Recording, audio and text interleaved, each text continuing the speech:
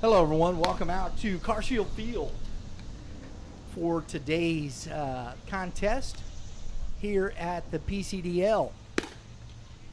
Got gold versus gray. I'm shocked. No, I'm kidding. I'm just kidding. Coach Pert versus Coach Huss. Mason Berkey out on the mound to start off the contest. And we're going to see at the top of the order here, Jackson Beeman, Nick Mullenix, and Jackson Vaughn. If anybody gets on, Jake McGee. This is the second to the final game of the season here in the PCDL, our last broadcast. I want to thank Brett Graves and all the staff here, the coaches, Matt Huss, Tony Perkins, and all the players for allowing us to talk to them, have access, all the videos and stuff we've done. Appreciate that greatly for Lane Harris dropping knowledge up here on us, working the Rapsodo. We've had a lot of fun.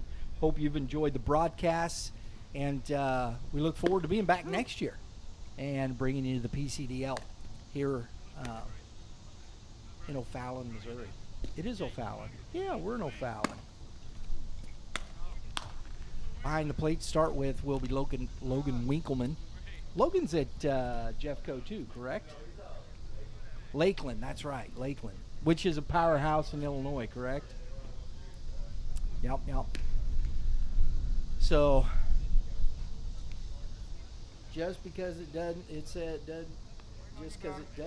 D1 next to it doesn't mean it ain't a good program. Or that you're not playing good baseball. Got to put the right glasses on here, Lauren. There I can see. I was just blocking the sun before. Now I can actually see. Beeman steps in. And Berkey plunks him. Man, what's with all the hostility in the world? I don't know either.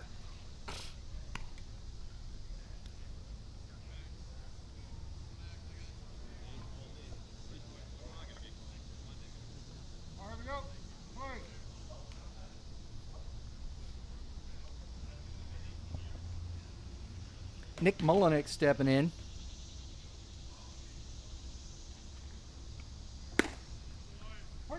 It's a strike. These umpires have done a great job over the past 7 weeks dealing with the heat, especially over the last few weeks. It's been warm. That misses low. 1 ball, 1 strike.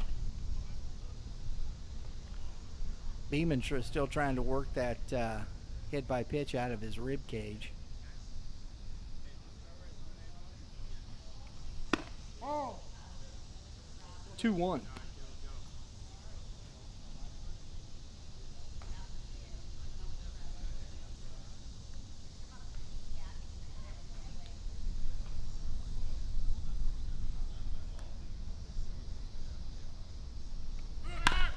Grounded after the vacated spot, but Peyton gets to it. Only has 1 play, makes the play, and Mullenix has grounded out to the second baseman for the first out. Jackson Vaughn to the plate.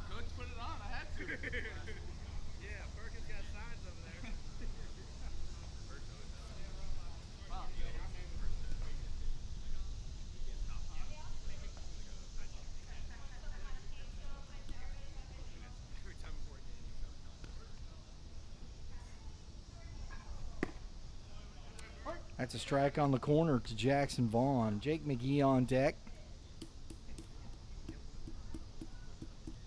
Evidently, he couldn't find his gray jersey either.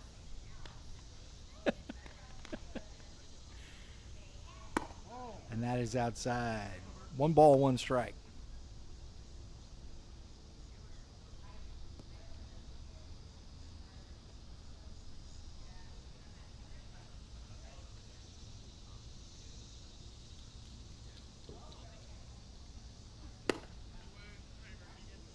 One ball, 2 strikes. Mason Berkey, Jackson Vaughn. teammates from Francis Howell High School here in St. Charles, Missouri. Had a lot of success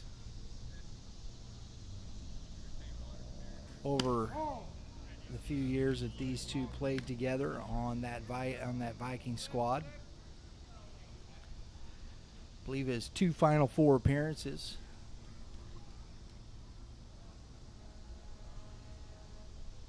In the state championships in Class 6. Goes down swinging. Jake McGee at the plate.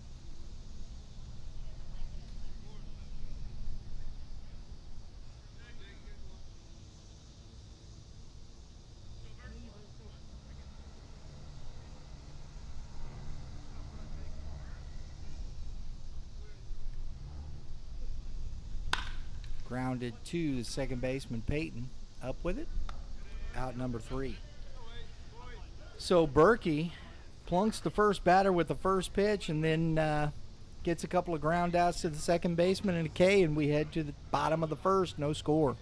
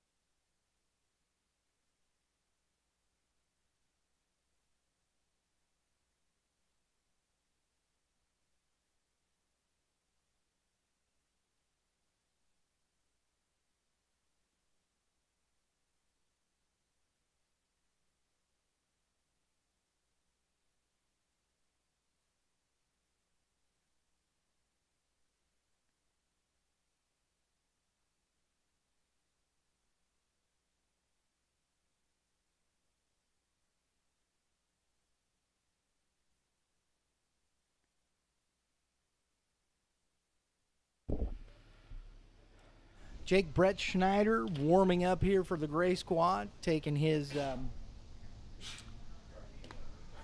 bless you.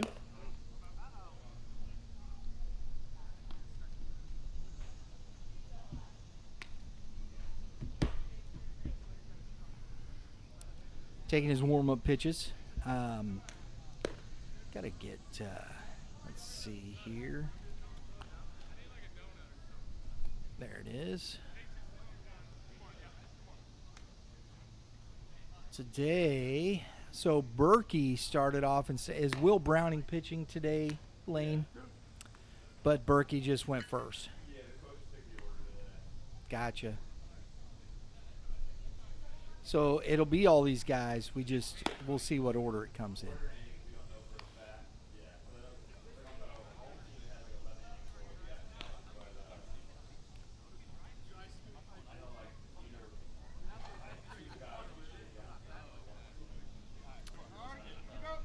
Yeah.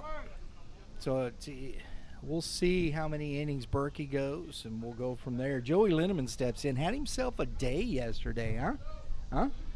3 walks, a base hit, scored 3 times, stole 3 bases, diving all over the park, making play after play with the glove.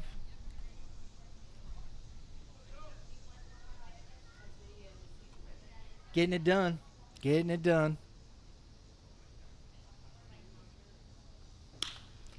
Lifts one into left field.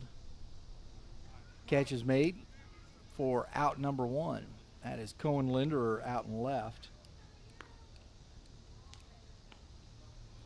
Marcus Graham coming to the plate. A little better start on the mound here today than was yesterday. Had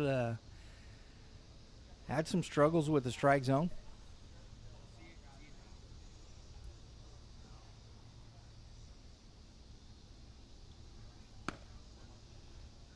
It's outside. Cooper Thornhill working back behind the plate again today. He put in a monster day yesterday, all 9 innings for the squad, for Coach Perk's squad. Had to take a brief respite.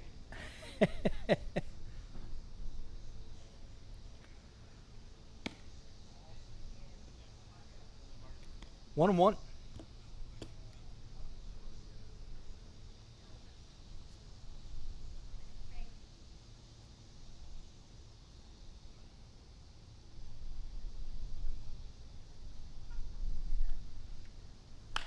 That is fouled back out of play.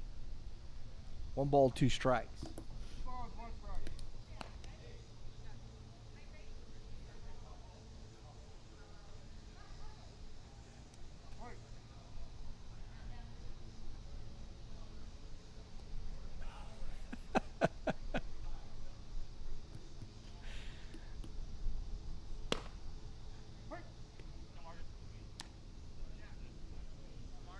That's strike 3, isn't it?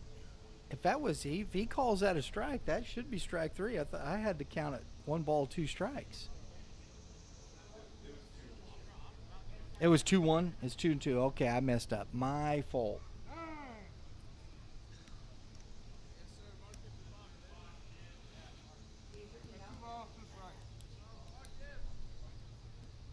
Well, then say something. Help a brother out, please.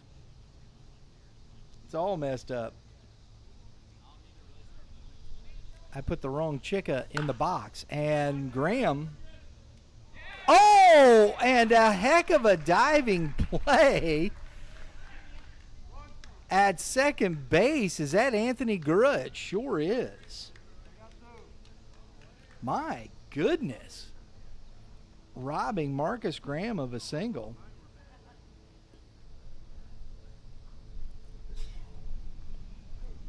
Man, he laid right out. Logan Winkleman at the plate.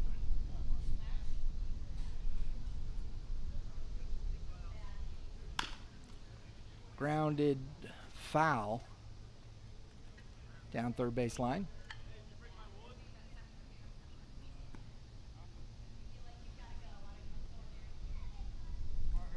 Brett Schneider has been very good over the 7 weeks. He's been consistently in the zone, pitched very well here in the PCDL. Winkleman gets into one, and that ball is gone.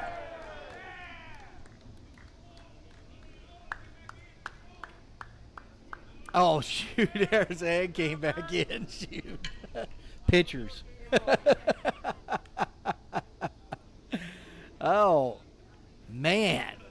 Winkleman got that one and hit it out of the park.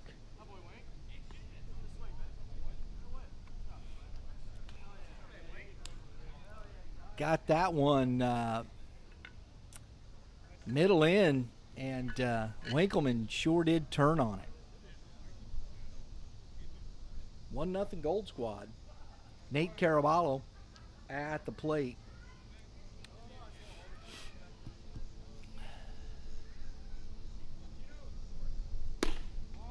That's a ball outside. A little firework. We'll just call it one work early.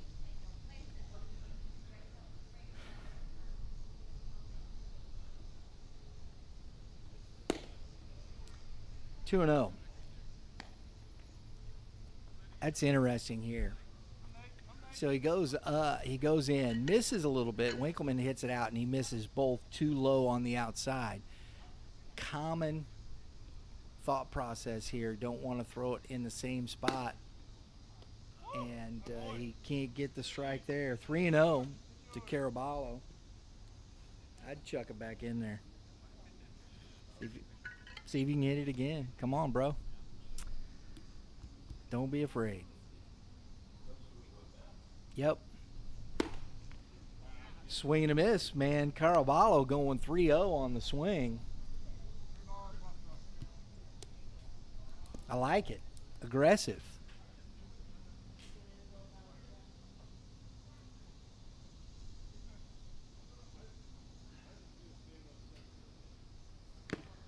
Foul tipped into the glove. It's back full. So Brett Schneider back in the count. Got to make a pitch here.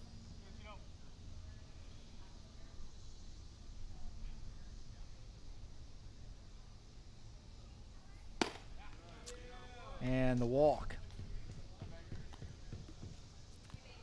So Caraballo gets ahead 3-0, ends up with the walk, and it's 2 outs. Henry Kufa coming to the plate. Brett Schneider, after the home run, showing a little chink here in the armor.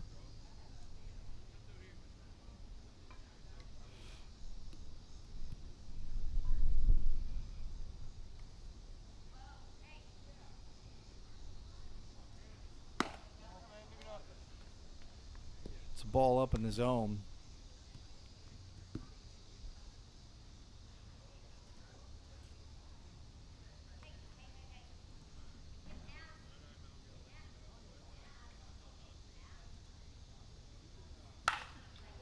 Kufa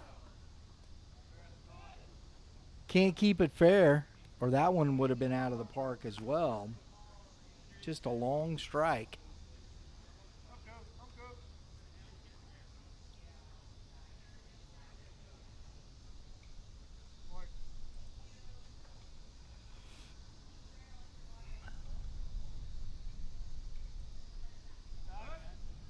Throw over. Ooh, that might have got him. Couldn't hang on to it.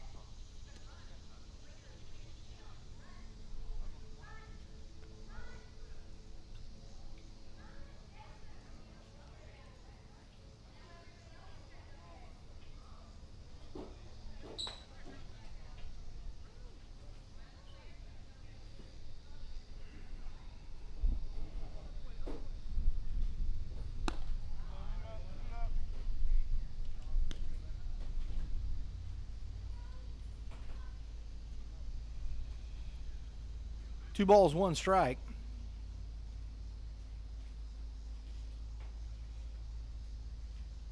Jaden Jones on deck. Caraballo does not go, and it's 3-1.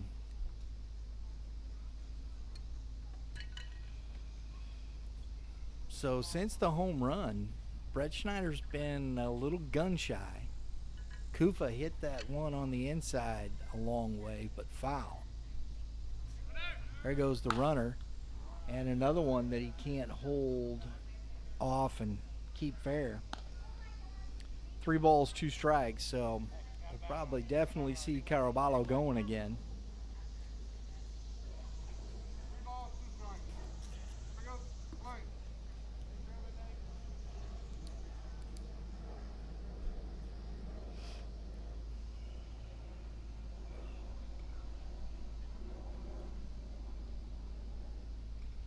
There he goes. Kufa swings through on the high fastball. Strikes out. Not before the Gold get one on the home run by Logan Winkleman. We head to the top of the second. 1-0 Gold.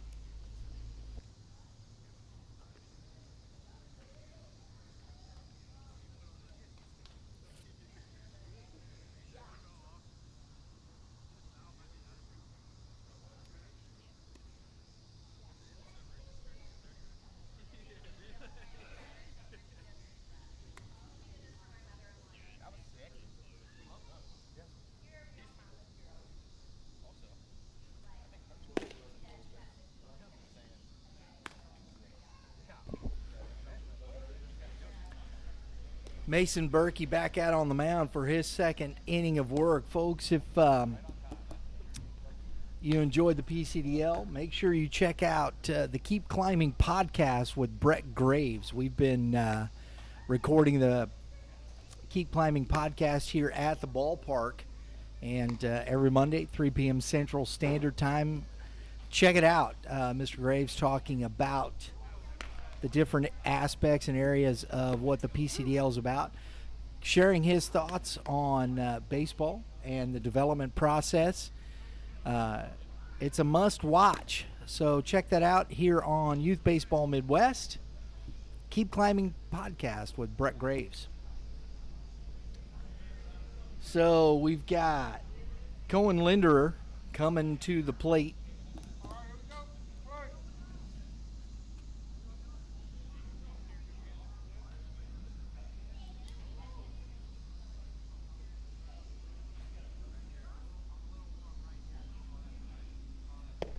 And that ball misses low.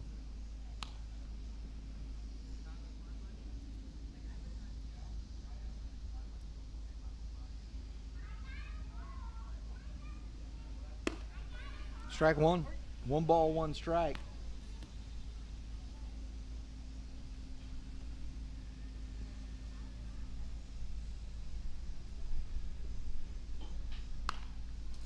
And that's into the fence. 2-1. Or excuse me, 1 ball, 2 strikes. I got to say it correctly. I'm struggling. Maybe a little too much sun to the noggin. But, you know, you do what you can. I'm telling you.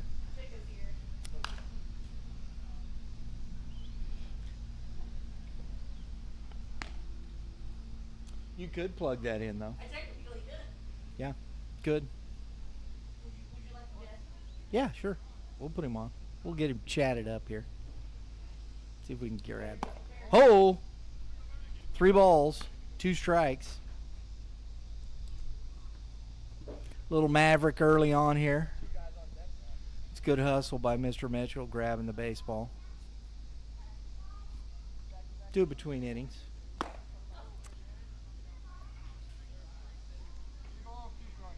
Oh, sorry. I was ahead. It was 2-2. 3-2. Where you at, Lauren? Got to keep him going here.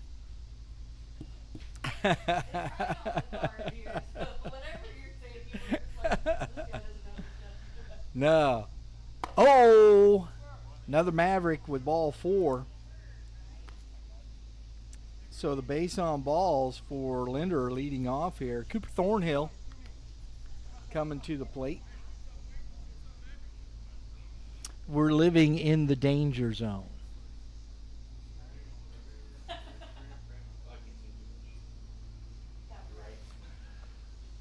Cooper Thornhill in the box, throw over, trying to keep Linder close. We'll see if he takes off on the first pitch. He's got a great lead. That's a big-time lead. And the throw over, and he gets him. That's a quick move from Berkey and a great throw, actually. So he erases his walk with a pick, and it's 1 out. I like how Blue kind of just nonchalanted like that, like it was like, yeah, he's out. It's okay. Everybody go back to your dugout. Ball 1 to Thornhill. And a little chit-chat between Winkleman and his hurler.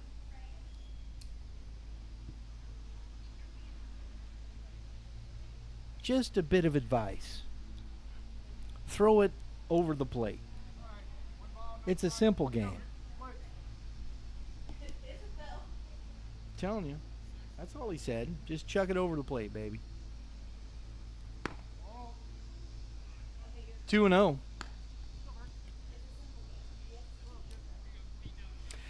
It is a simple game. Executing it is the difficulty. 3-0.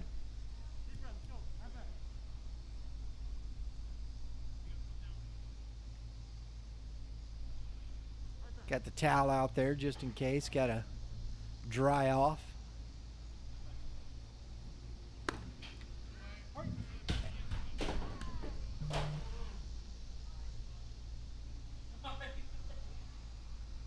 Three balls and a strike. We got stuff flying everywhere here in the booth. Thornhill fouls that back into the screen. 3 balls and 2 strikes. Another good hustle job by the on-deck batter, retrieving the baseball.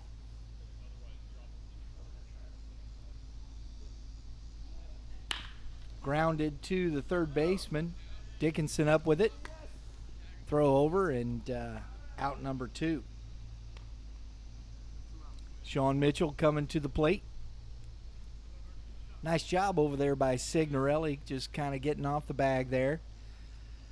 Catching the baseball. And no further injury. No collisions, basically. I think Thornhill would have won. Yeah, no offense to Brody, but I think so.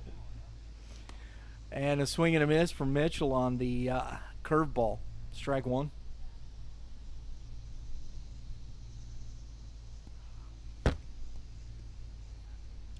One ball, one strike.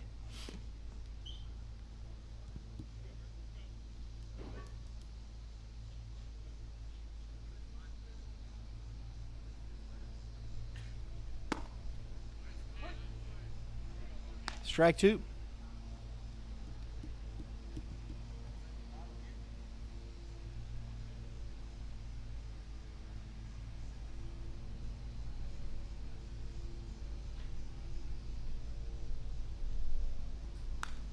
Ooh. Into the fence.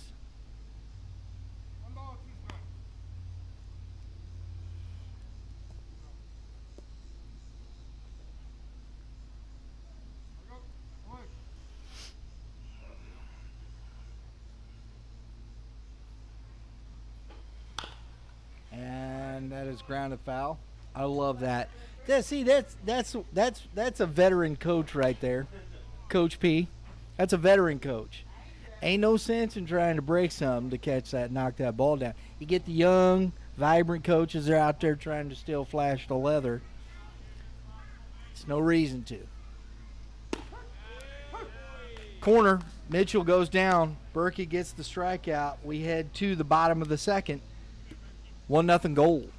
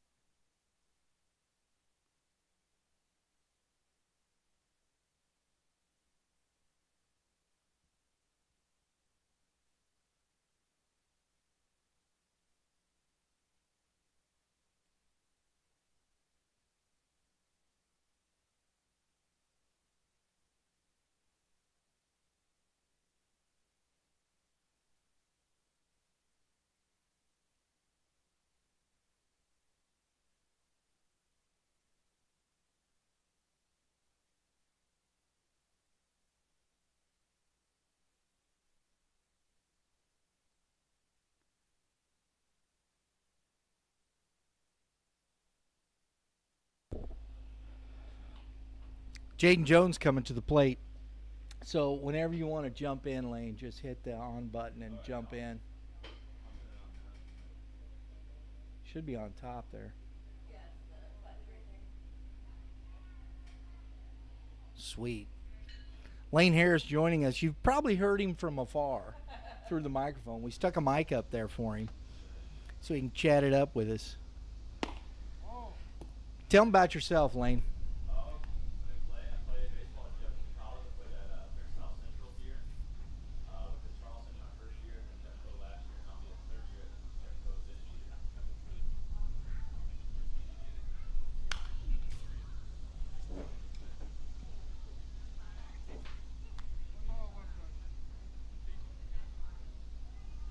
So we didn't get it to work.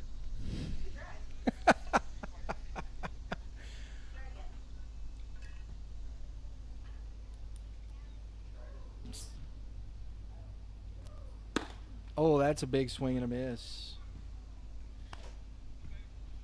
Little technical difficulty. Got the crack staff working on it over there, folks.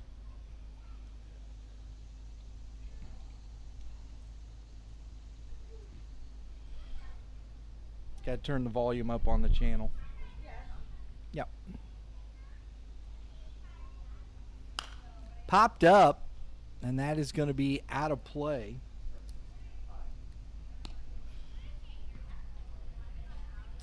Well, that's not good.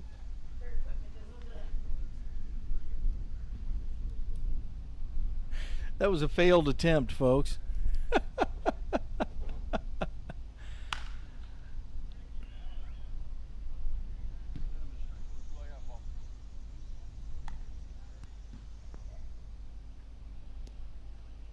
Jaden Jones putting together an at-bat, fouling pitches off. Brett Schneider working hard on the mound.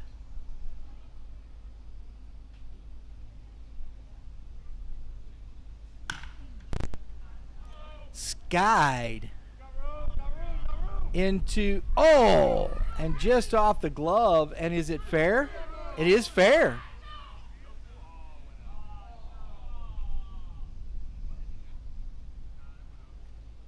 Oh, calling it a ground rule double. Dolly threw his hands up there. It's like the ball. Yeah.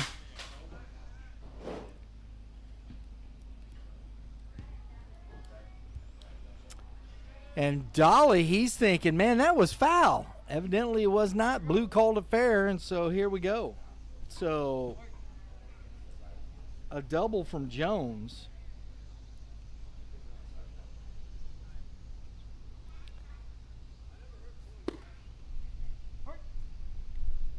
Tom Dickinson at the plate. It's strike one. Andrew Kovalak on deck.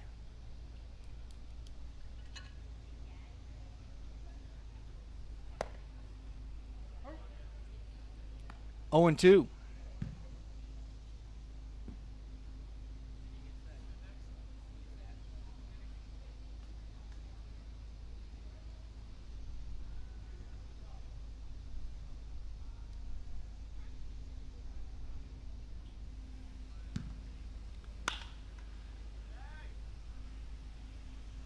Jake McGee kind of looking for it there. That's a tough sky, but makes the catch.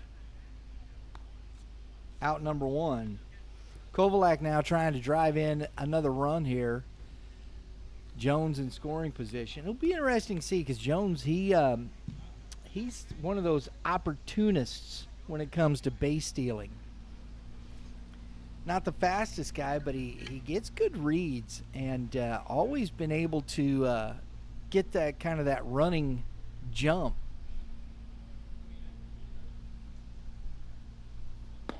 Gets good secondaries and is able to beat the throw.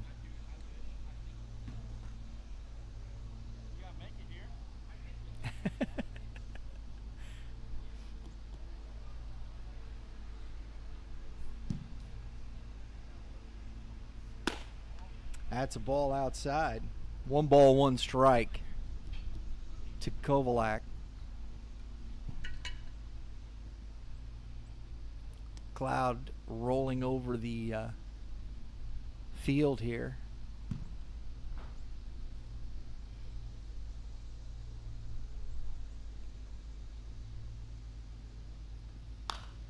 Popped up, and that's going to get back into the seats.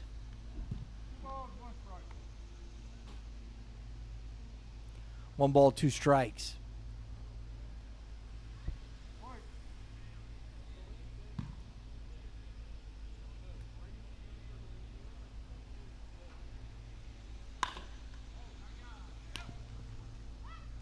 Line drive caught by Anthony Gura at short. Can't double off Jones, and that's out number 2. So that's the second big time. Well, I don't know. He had the big time play in the first inning, laying out and robbing Marcus Graham of a single.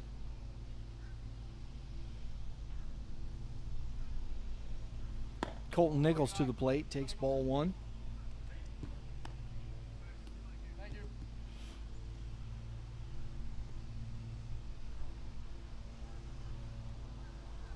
Got the lawnmowers going. You can smell the cut of the fresh grass. I guess unless you got allergies. Took something off. 1 ball, 1 strike. And it's just like, I can't smell anything.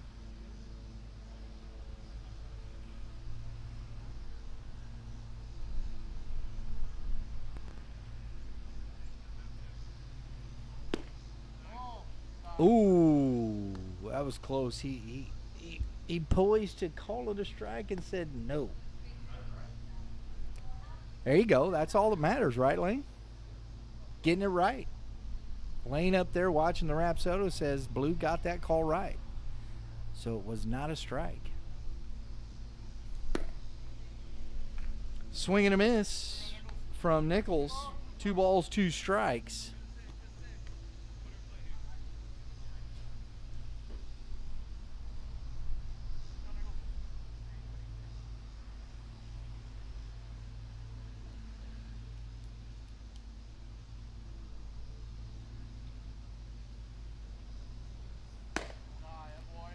And that is 3 balls and 2 strikes.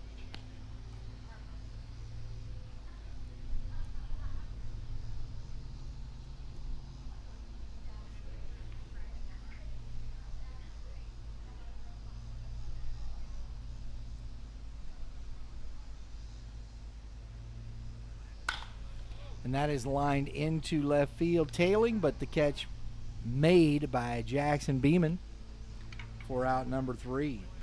We had 2. The top of the third, Jaden Jones stranded at second. 1-0 Gold.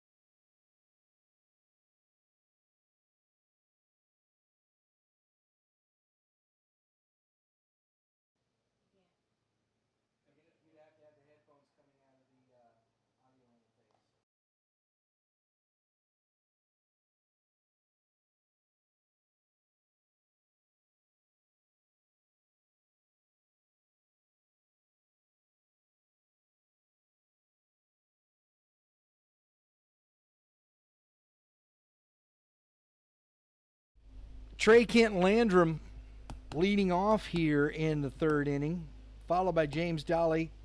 Oliver Carchi going to be facing Mason Berkey for the third time here out on the mound.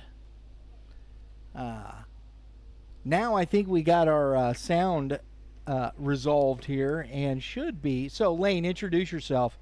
Yes, sir. So, Lane Harris, P3 intern, helping them out with some data this summer. I play at Jefferson College, be a third year there. I was there last year, and then 2 years ago I was at Charleston, and I'm from the area, played at French South Central High School, and have known these guys for a while, and just glad to be able to be on here and talk for a little bit.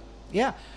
Talk to the folks about what you're doing for the PCDL here. Yeah, so I am just doing some data collection with the Rapsodo and the tagging app, so tagging these pitches to make sure they have a Rapsodo data to match it. And then John here is doing reports. So he's getting all the data that I'm collecting and then putting it into reports and sending them all out to the players, and so they can see their balls in play, their base running, their stuff like that, and the pitchers get their data and all that. So yeah, we're trying to get all that put together for the players here. So you guys are basically the brains of the operation. Sure, if you want to go with that. I don't know if I'm the brains, but I'm helping with the operation. James Dolly at the plate after Trey Kent Landrum singles to lead off the inning. So how's Berkey look so far today, according to the Rapsodo? You didn't catch that, did you? I'm sorry, what did you say? That's all right. I said, how's Berkey look so far today? Sorry, yeah, he's been 83, 85, and then Brett Schneider's been around the same.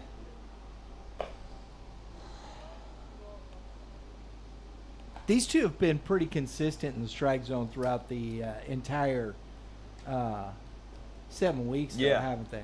I think both of them have done a good job. I think that comes from who they play high school for, too. I think Howell does a good job of teaching guys how to pitch and how to get out. It's like you got to be able to do that rather than just throw and hope you get swing and misses or whatever. 2 balls, 2 strikes. Did you ever have to hit against this guy?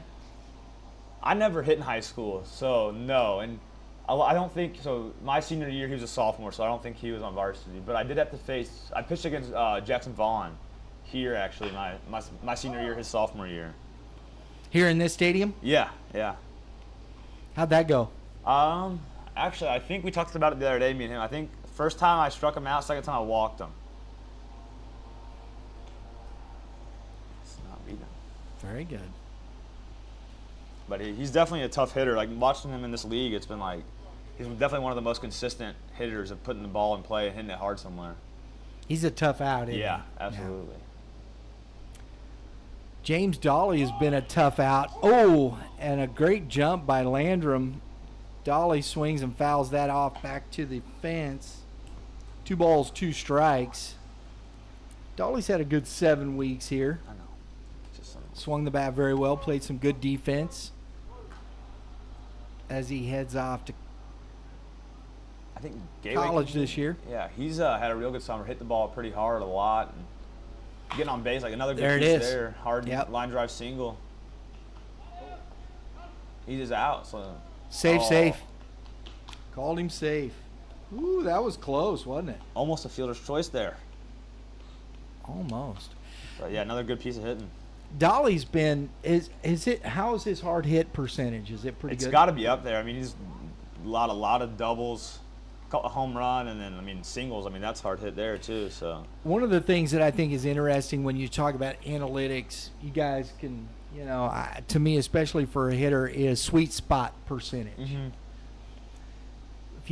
If you can barrel a baseball, especially with a wood bat, that is a huge difference in how you're hitting on base. I mean, you see the guys who are going to barrel it the most here are going to have so much success in the fall. That's why it's great, like getting able to get some reps with the wood bat. I know, like guys like Dolly, actually, like his college conference is a wood bat league. So, is that right? So like this is great for him. Like he's getting reps of what he's actually going to be doing in the fall. So That's huge. He didn't try and do too much with that last swing. Just took the ball where it was pitched and drove it into right field. I like that. Carchi at the plate.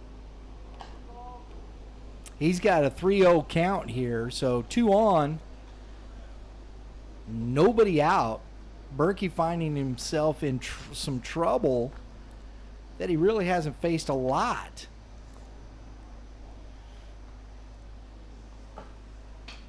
And he misses inside. So back-to-back singles and a walk loads the bases for the Gray squad. Jack Cartwright coming to the plate.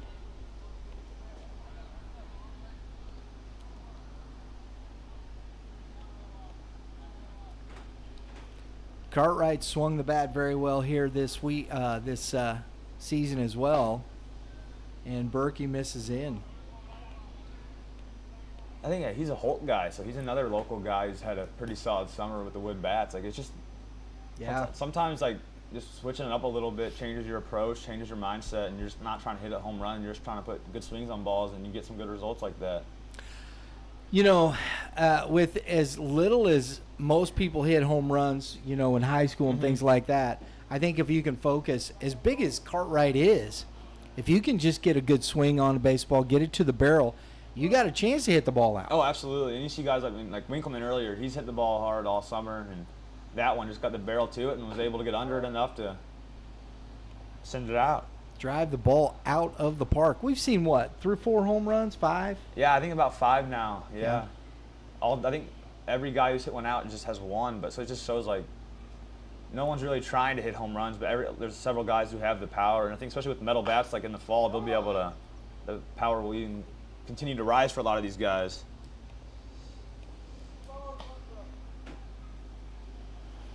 Cartwright fouled that one off the big toe.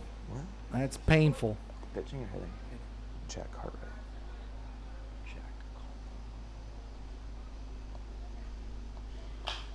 That's lifted onto the infield, popped up. Kufa to it, and the outmade Caraballo was running all the way over from first base. I don't know where he was going.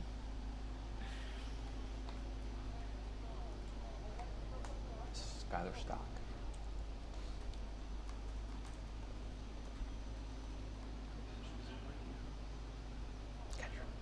That's out number 1.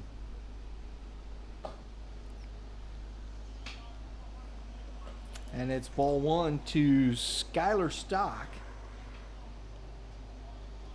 Didn't see him yesterday, here today in the lineup. Fouls that straight back to the backstop.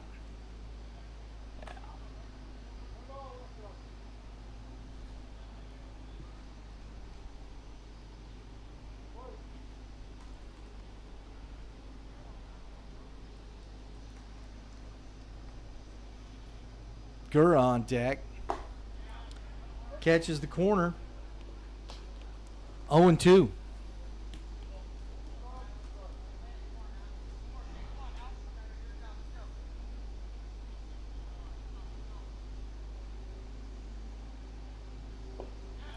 Can't hold up. He's out. Yes, it was a drop third strike, but the first base is occupied. This is where you want to see guys compete. Like bases loaded, no outs. He's got 2 in a row now, so hopefully he's able to bear down here and get out of it. And that's what you want to see from guys. I mean, you're working on stuff, but also it's game-like situations. So if you can strand the bases loaded after loading them with no outs, it's pretty impressive. It is. Showing you're a competitor. And it's showing you got pretty good stuff too, right? Yeah. I mean, especially with no outs, being able to get a strikeout there, get a pop out. Like, that's what you want with bases loaded, runners on. You want strikeouts and pop ups. Like that's executing right here. 1 ball, 2 strikes. Top of the order, Jackson Beeman on deck.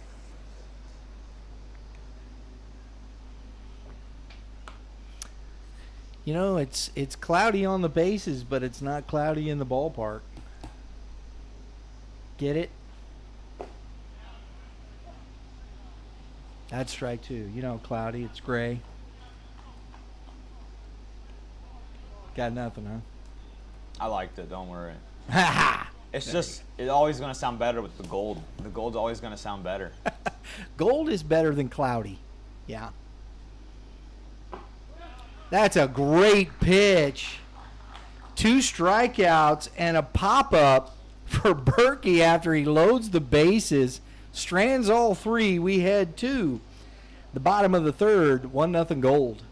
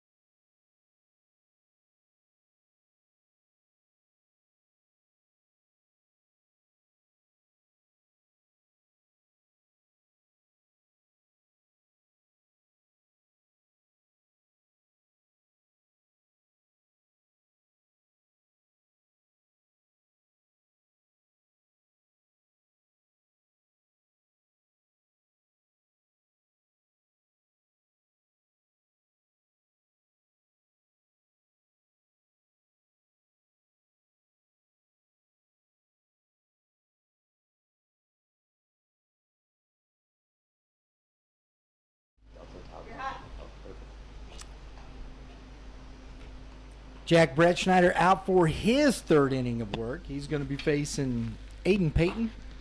Then we'll head back to the top of the order with Linneman and Graham.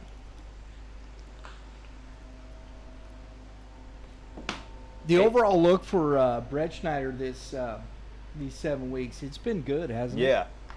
Yeah, definitely. A lot of strikes, been able to mix in 3 pitches, get outs, and I think 6 of his 7 outings have been scoreless, I think. So, or don't want to jinx that. I guess 5 now because he gave a home run today, but 5 out of his 7 outings are scoreless, and it's pretty good. And his pitch mix, he's got the fastball, slider. And then he'll mix in a changeup every now and then as well. Yeah, but Okay. the fastball, slider have been. I like the changeup. I think it's a lost art. Oh yeah, not a lot of guys throw it, but you see guys like Calvin, who we'll see later today, who has a really good changeup. Yeah, he does. Really effective with It's it. when he tunnels that right off that fastball, and it's hard to hit. Especially when he's in the zone with the fastball, a changeup's 10 times better too, because they look identical. And Peyton skies one into right field for out number 1.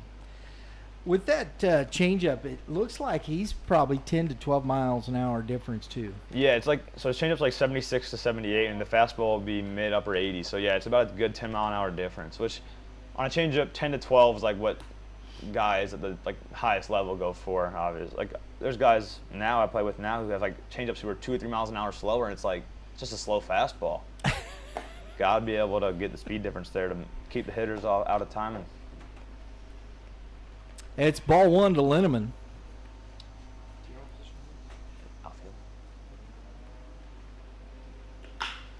And that's driven into the gap, and that's going to get down and to the wall.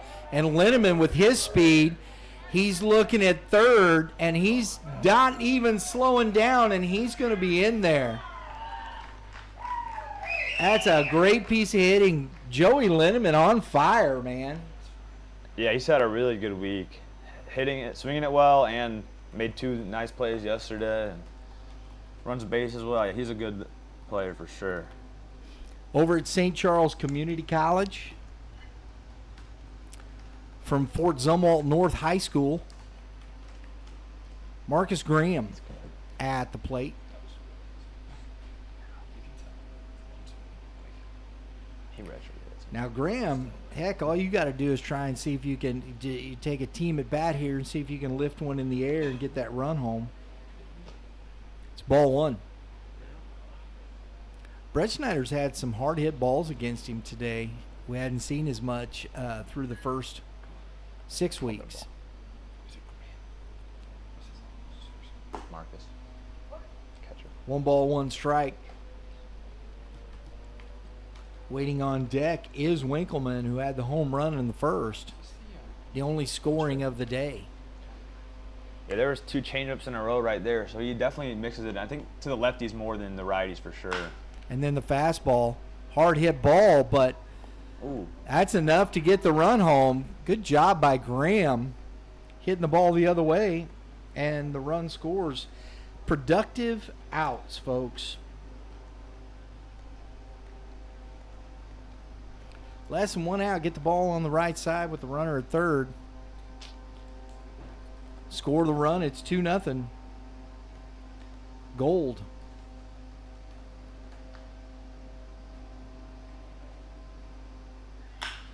Winkleman drives one in the gap.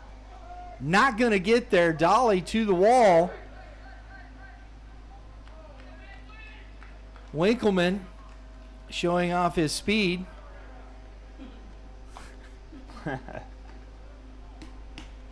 Into second base with the double.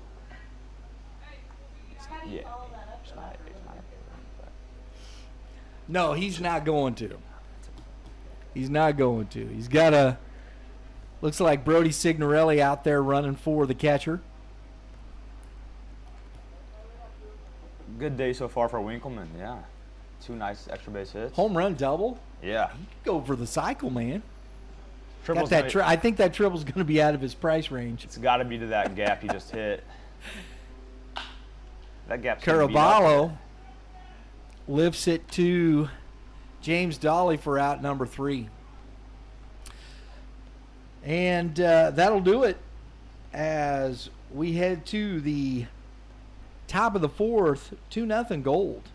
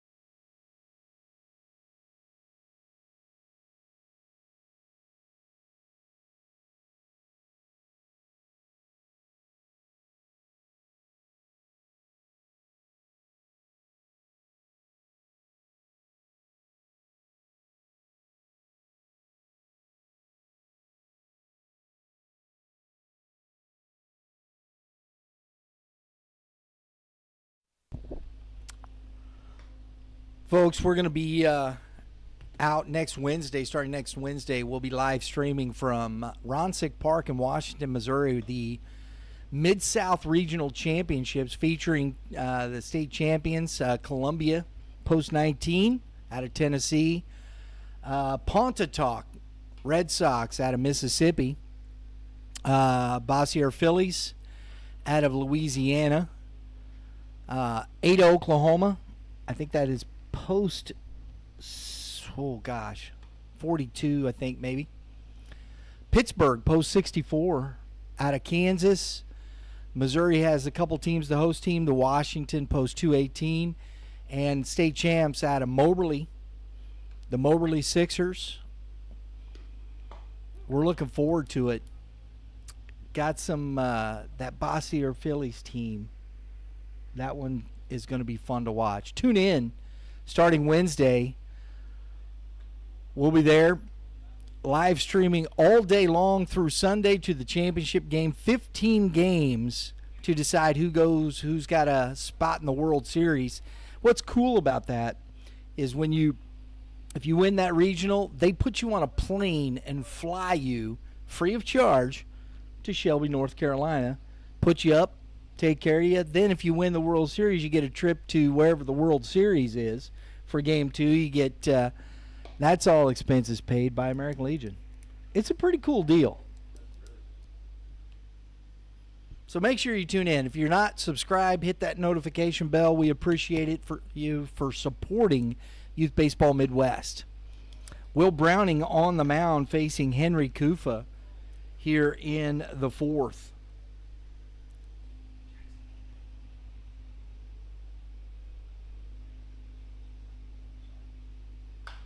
Popped up, shallow center. Peyton taking charge, making the catch for out number one. Now here, Lane, is a serious contradiction in pitching. What's that? From Mason Berkey to Will Browning. Oh, yeah. Having to make that adjustment. He's not a hard thrower. Likes to spin it a lot. Yeah, he'll mix in that slider quite a bit. It's ball one.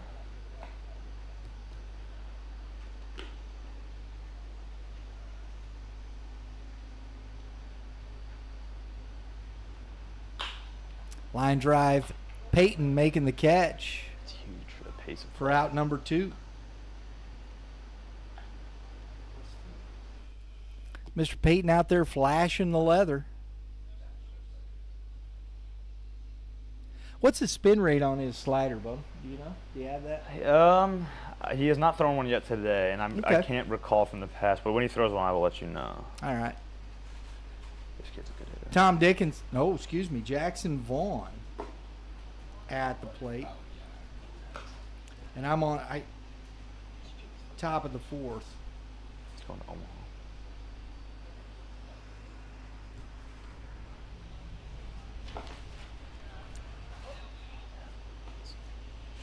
Hit your spots. You're hard to hit.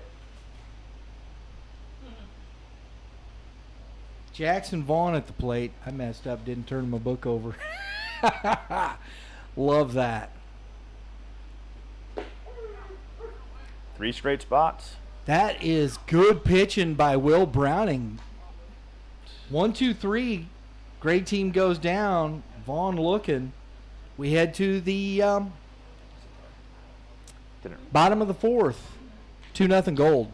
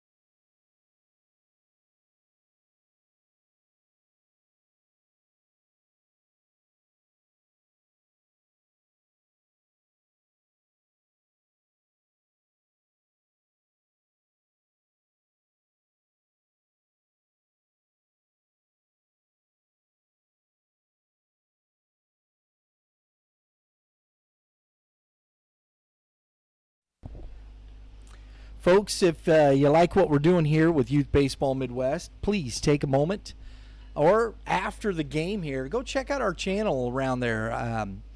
From our Baseball Moms podcast with Jen Mayberry to our Baseball Talk, hosted by yours truly. Great contributors such as Kevin Mulder from Prep Baseball Report and Diego Solares over with Scout Connect in Illinois. Have some great stuff. Also, we'll be back with Darren Sissel in the fall with Baseball 101. And the big dog himself, Mitchie the Kid, the Hitting Zone podcast, where he likes to crush topics. That's what he says, right? Absolutely. Check out our cast at YBM Cast. Youth Baseball Midwest, the most comprehensive youth baseball talk in the Midwest. Our winter workout tour coming up in January. You won't want to miss it.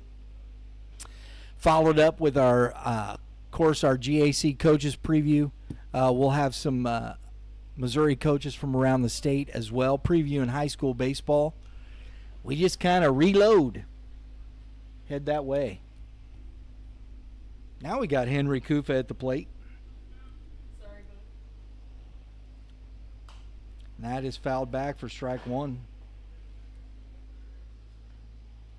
Jaden Jones on deck. Was that a baseball? It may have been. May have been. That was bounding around in there. I'm glad it didn't come back and hit me in the head. That's fouled back. I think same spot. So too.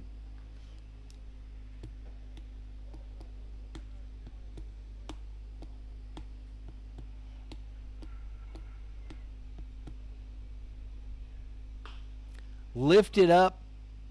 Pop up. Oh, and it's a fair ball. That's a tough play for the catcher. Nice effort. I like it, though, from Winkleman.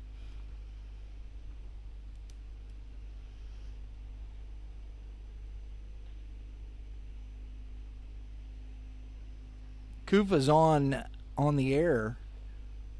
Jones coming to the plate.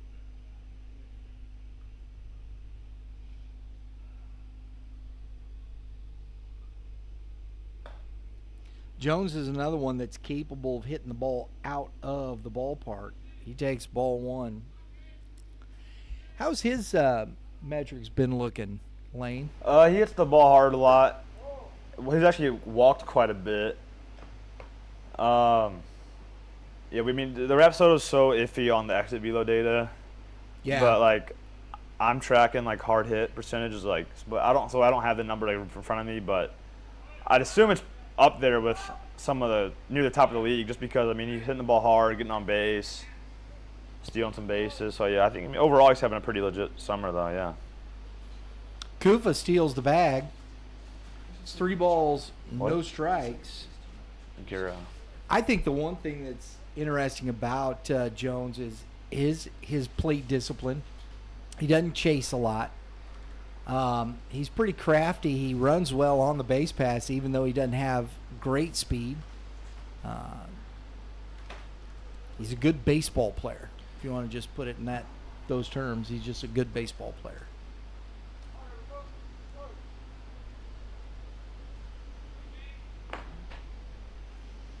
So runner in scoring position with nobody out. 3 balls, no strikes to Jones. We got Zach Halim on the mound. And he walks Jones on 4 pitches. Yeah.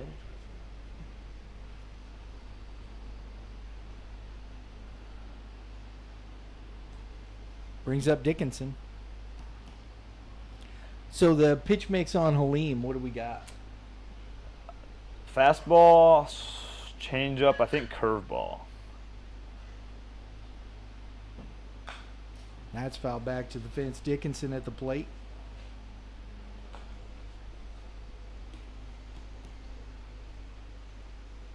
He's had his moments. He's been really good, and he's had some shaky stuff as well. Mm-hmm. It's how a lot of guys. It's a developmental league for Yep. a reason. There's guys. A lot of these guys have things that they came to work on, and a lot of the guys are just trying to get at bats, and so there's quite a mix. Yeah. I agree. If you got a pitcher out here who's working on a particular pitch and he can't land it, you don't just abandon it. That's the goal of this, Yeah, right? absolutely. Double steal, a strike. 1 ball, 2 strikes. That's why you're here. You're here to work on your pitches that are not quite where they need to be.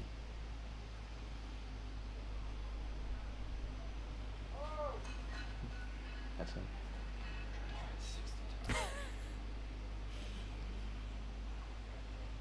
These are things you don't see, in the broadcast. You see Kovalak over here. He couldn't get the bat weight off his bat.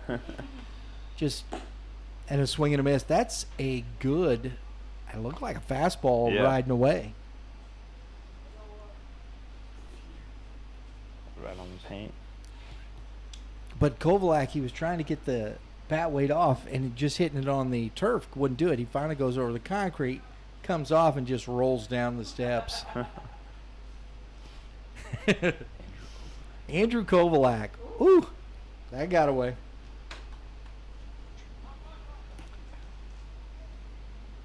Gotcha. Thornhill saves a run there. Nice job. You don't see as many guys standing up on the railing right now. Everybody's trying to stay in the shade.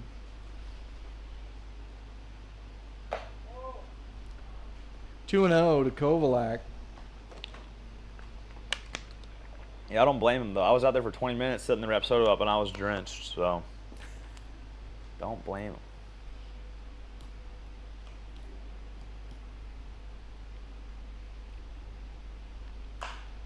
Popped up. Peyton makes the catch. Throws home. I like that. Kufa, make him make a throw. Maybe he chucks it over his melon and to the fence.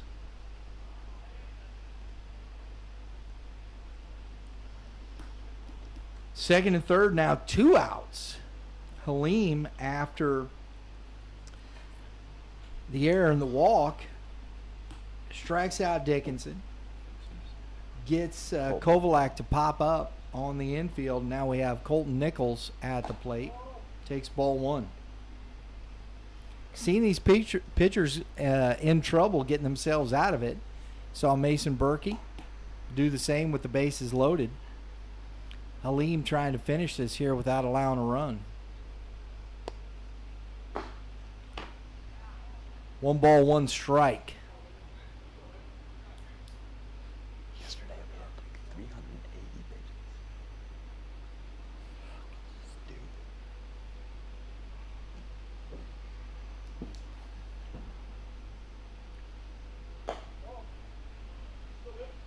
2 balls and a strike.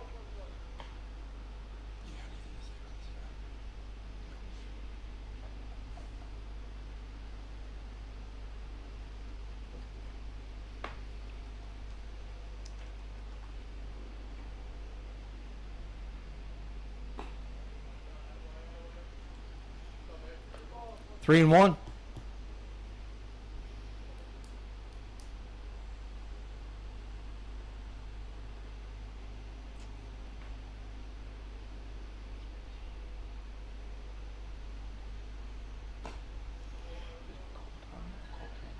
Colton. 5-pitch walk to Nichols after he got the strike. 4 straight balls. And Aiden Payton to the plate. Been making plays in the field. He's got an opportunity to give the goal squad a bigger lead. Oh, big daddy hack right there. And that's strike 1. I don't know. I think you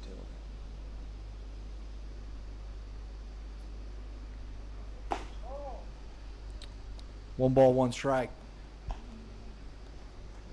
Joey Lindemann on deck.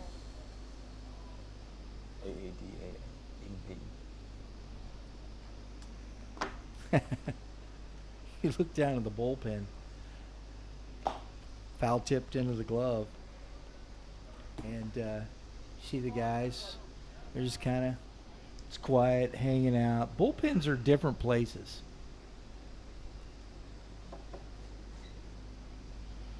Those dudes are worn out down there, I'm sure, too. Just gets enough on the swing. 1 ball, 2 strikes. You ever been down in the bullpen just hanging out? Oh, yeah. At Charleston, I would do a perfect sit every now and then. Because I was hurt, and if I didn't have to charge or anything, I would try to do a perfect sit in the bullpen where you don't get up the whole 7 innings. Never accomplished that because we hit too many home runs. Had to go to the celebration. But yeah, the bullpens are fun. Sit. Oh yeah. I love that. Well, you're glad your boys are hitting bombs, though, Oh right? yeah. Yeah. 1 and 2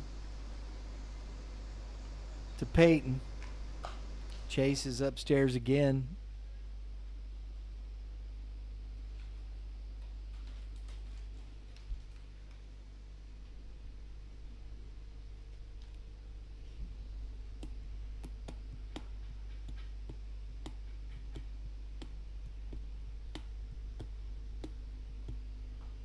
Two outs.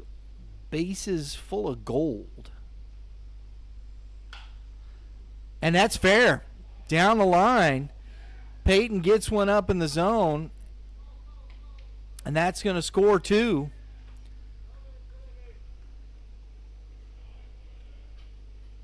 Two RBI single for Aiden Payton to break it open here. 3-0 lead. Nichols to third base. Nice job by Dolly getting over there as it bangs off the... Yep, 4, excuse me. As it bangs off the concrete over there. Got to it quickly, got it back in, held Peyton to a single.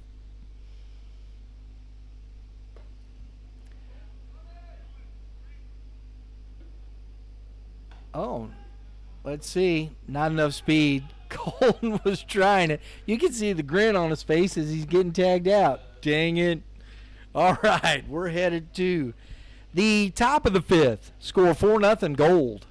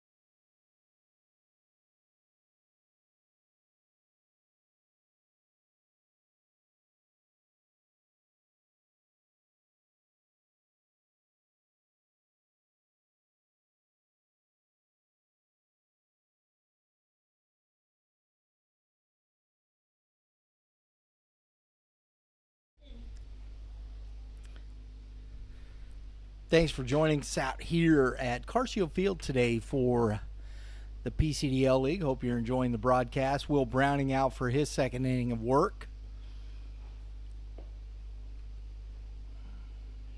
Logan Winkleman behind the plate. Brody Signorelli at first base. Tom Dickinson at second. Sean Rauscher at short.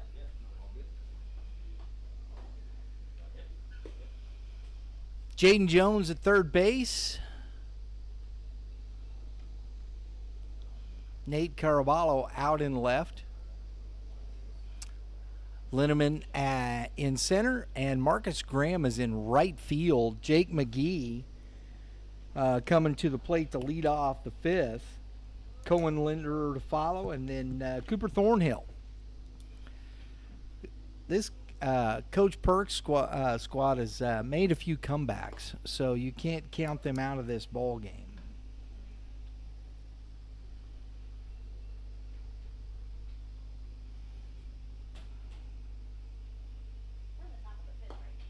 We are in the top of the fifth. It's moseying right along. 0-2 to McGee. We haven't had the traffic on the bases as we did yesterday. And the pitchers on this Tuesday,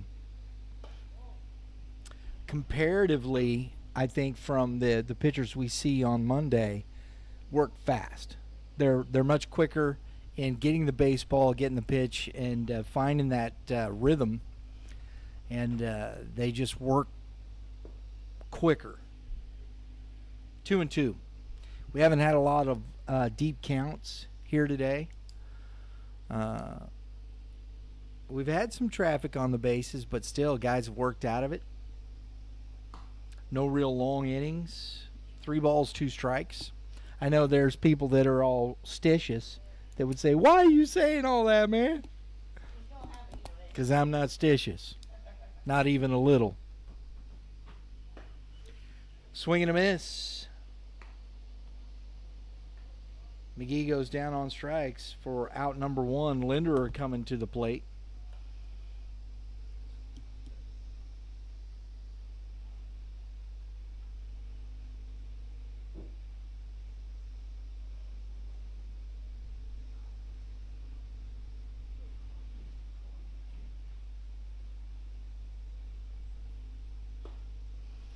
Foul tipped into the glove, strike 1. I remember that was funny because Coach Zimmerman and Coach Boyer, when we were doing the state championships,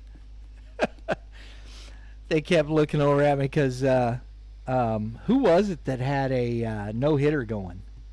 I mean, we had quite a few complete games. I don't remember who was the no-hitter. Gosh, was it Engel? I think it was Jackson that had the no-hitter going through 5. Possibly. But And Zimmerman, and I said it, and they're like, "Oh, man, you can't say that." I'm like, "Why not? It's either going to happen, he's going to get it done, or he's not. Me talking about it has no bearing on it whatsoever." he's going to go out there and get it done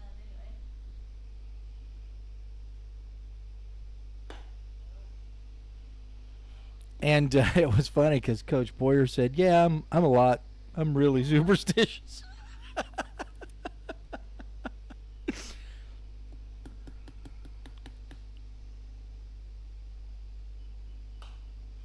Foul back out of play. 2 balls, 2 strikes.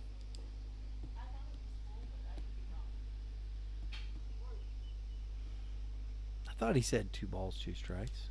What'd you have up there, guys? Lane's like, "I don't know, man." Well, I know. Oh, nice backhand. Show off the gun. Oh, Signorelli couldn't hold on to it. It don't matter now. He's done.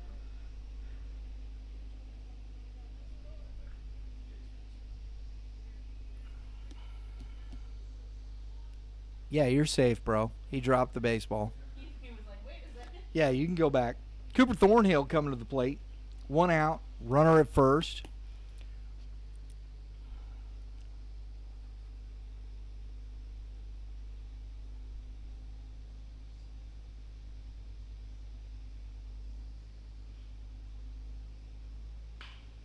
Back up the middle.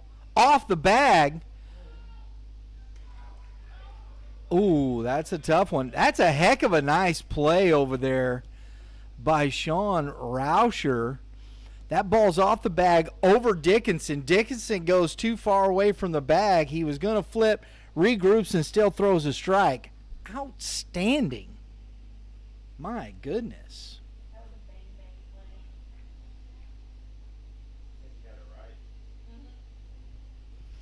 This crew's been pretty good today. Absolutely. Sean Mitchell to the plate. 2 outs now. Runner is at second base. And that is popped up. Is it going? Oh, Signorelli grabbing his hamstring. He had a big stretch on that throw from Jones, and he is in some pain. I don't know if it's a cramp or if it's that. But, boy, that's not good. As soon as he started to run, he came up lame, yeah.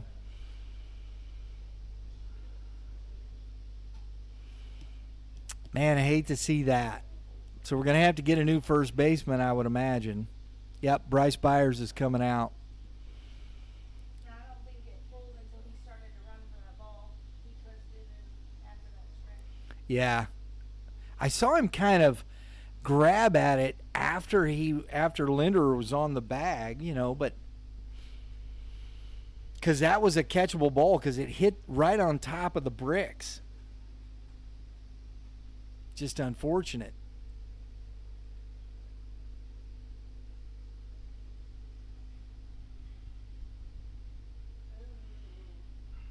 So we're going to make sure there's a slight pause in the action here, folks. We'll make sure Mr. Signorelli is okay.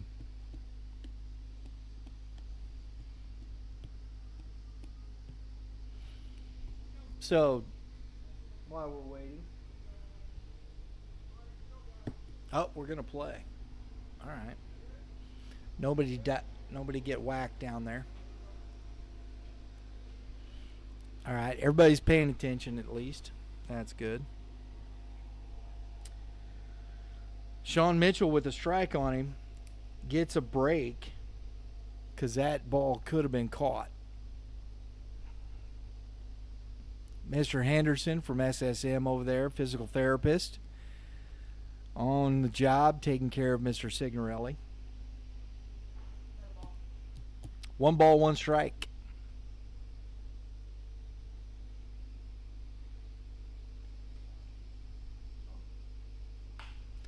That's popped up again on the infield. Browning. Again, the pitcher making the catch. I'm telling you, man. Did we forget? We head to the bottom of the 5th. Score 4-0 Gold.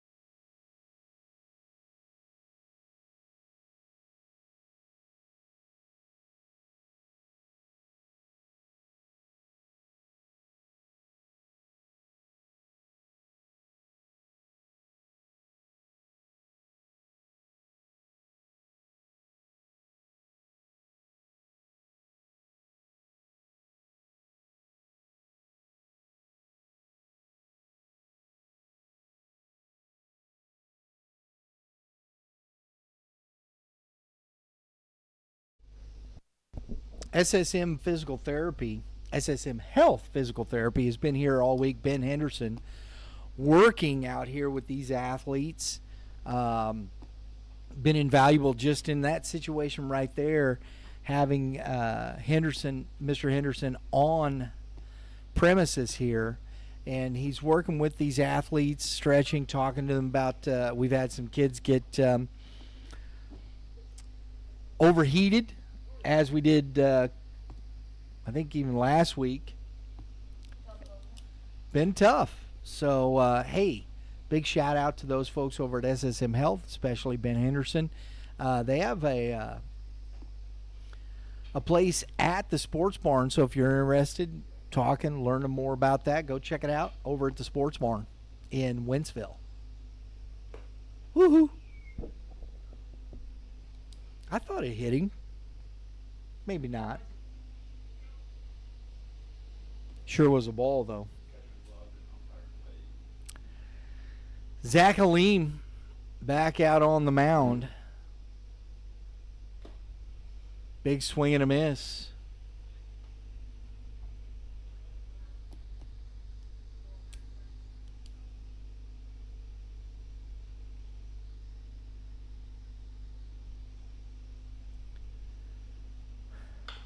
Grounded to the third baseman. Mullenix up with it. Pumps and sends it over the head of the first baseman, Beeman. And Linneman on with an error.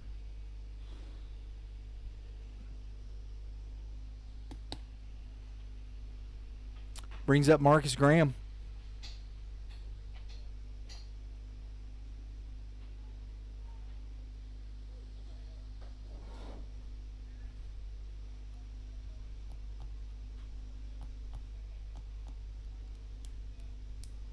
So have we seen any spin rate from Mr. Halim so far? I mean, pretty much just average. I mean, just low 2000s. I mean, what you'll see on. Fastball misses outside. What is average? I'd say like low 2000s, 1800 to 2000s about average, like on the fastball. You'll see, like some guys with low spin will be like under 1800 and they'll want to work low in the zone. And the guys with high spin, whether their fastball's in the mid 2000s, like 2500, 2500, you'll see them trying to throw up in the zone, just because your ball will have more ride and it'll stay true. And that's if like you have a high spin that stays like straight. Some guys who have high spin, they are like guys who cut fastball like on accident. So like, and then like a lot of guys with sinkers are lower, so that's why it'll cause a little drop. Linneman on the pass ball by Skylar Staw, gets to second base. There you go, folks. Now you'll understand everything there is to know about spin rate of a fastball. Oh, and there's a lot more that I don't know though. Like, I know like a lot of it comes down to like the vertical like attack angle that it's called. It's not, and like it's more than just the vertical and horizontal break and the spin. It's the VAA and the horizontal attack angles. So the angles they come from and the degree they move off that's big as well. Thanks, I know that. This is Mr. Lane Harris dropping some knowledge for us. And that ball is lined past a diving Anthony Gura. Linneman is going to head home, and the throw is well over the head of the cutoff. And Marcus Graham not slowing down a bit. Great reads off some bad throws. Heads to third base with a single and reaching third on some throwing errors. Linneman scoring from second. Put the pressure on him with his speed.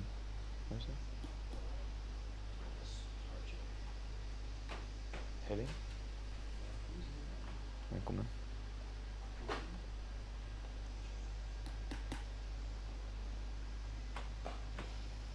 That's ball one from Halim. Logan Winkleman at the plate. Already hit a home run here. Yeah, popped it. Good swing, bounce. And he's doubled to right center. So looking to continue the day. Maybe, just maybe, we might see a cycle. You never know. Got to let him go for it.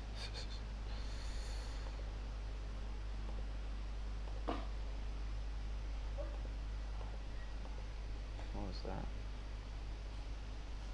2 balls and a strike.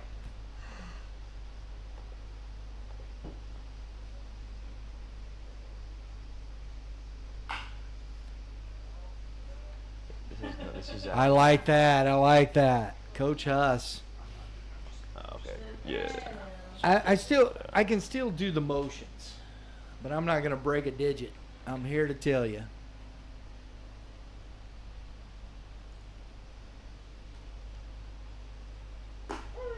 That's there. That's there. Nope. Out number 1, Nate Caraballo. Nope. We're going to see Mr. Bryce Byers.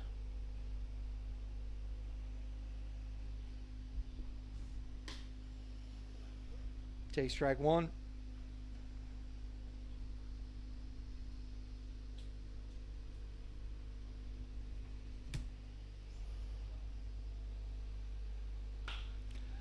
Lifted into center field, short. McGee on the run. He left early. Zach, go to third. He left early.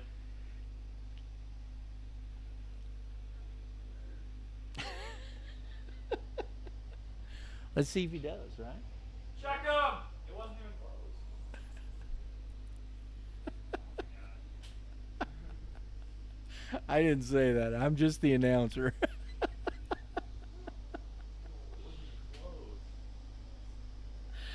Oh, mercy. I want to see if they check him. They're probably not going to, Lane.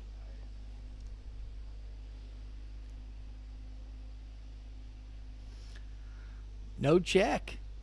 Wow. Henry Kufa skies it to center, and that is out number 3, but not before this Gold Squad gets 2 more, take a 6-0 lead into the top of the 6th inning.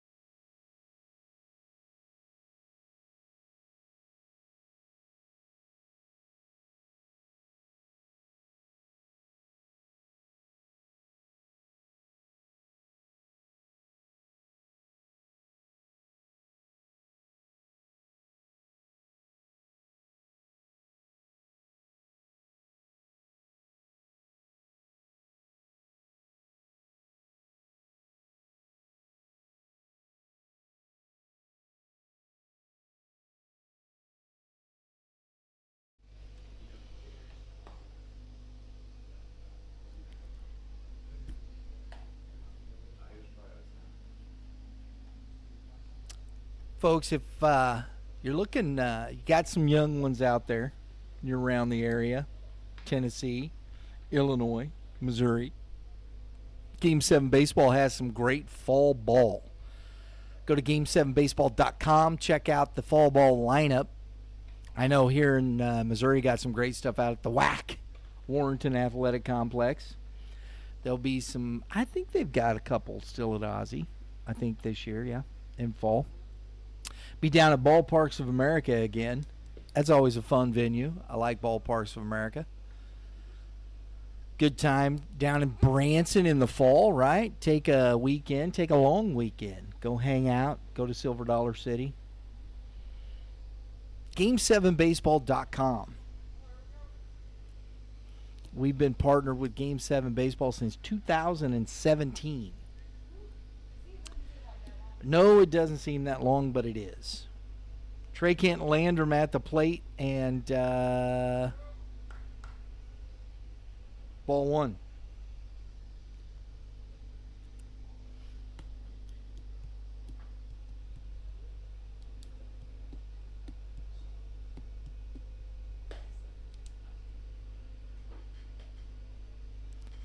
2-0.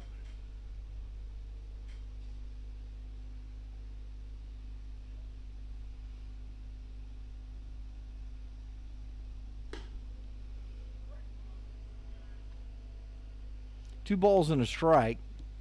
Will Browning, my gosh, this is his third inning of work so far. That's gone quick. 3 balls, 2 strikes. Excuse me, 2 balls, two strikes. I knew that. I was testing you, Lauren. Yeah.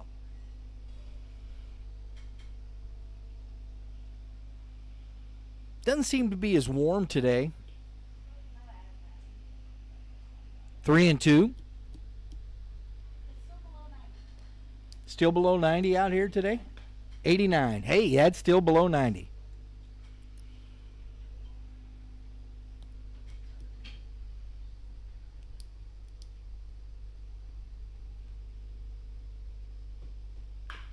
Ground ball, Jaden Jones cuts it off, throws across. Nice stretch by Byers. Out number 1. James Dolly at the plate.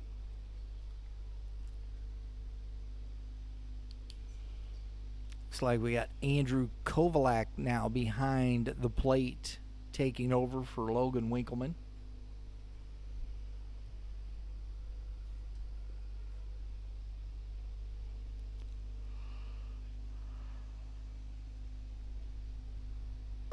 That is ball 1 upstairs. Oliver Carchi on deck.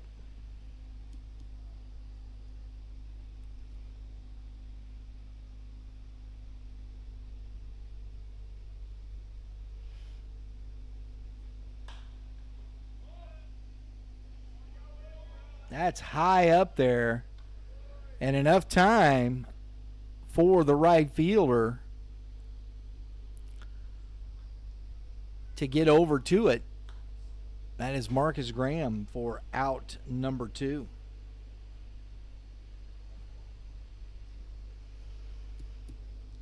Will Browning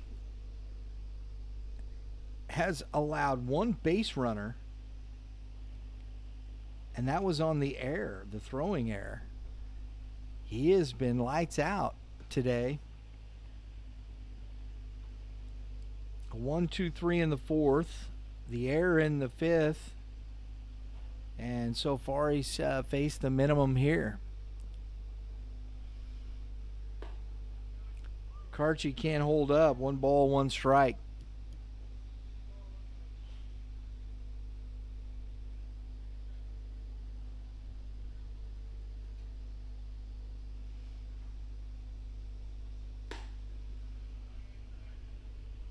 One ball, 2 strikes.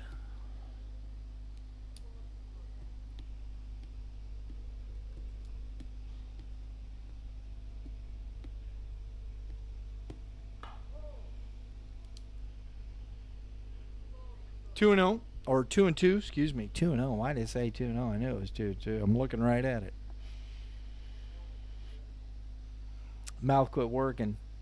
Maybe it hit 90. No? Fouled out of play.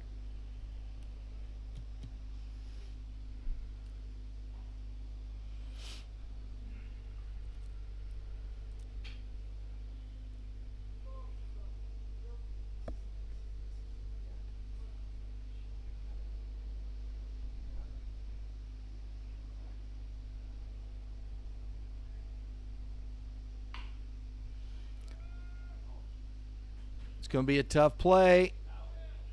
And he's out. Nice job by Aiden Payton. Didn't try and grab it, just flipped it out of his glove. Good stretch by Byers. Will Browning with a fantastic outing today. Faces 1 above the minimum. We head to the top of the 7th inning. 6-0 Gold.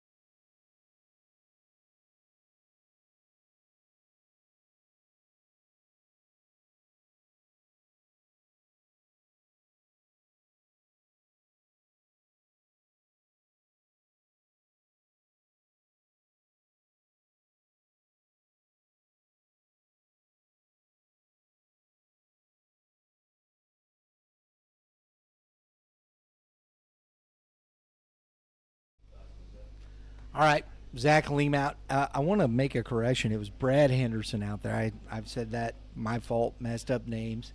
I also want to say we appreciate comments, care buyers. We glad you have enjoyed the broadcast. We appreciate you tuning in, and thank you for your kind words. Jaden Jones not at the plate. That is Sean Rauscher.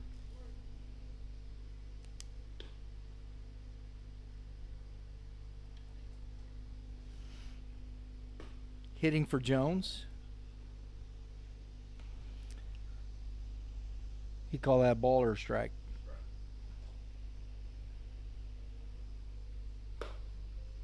One ball, one strike. Dickinson on deck.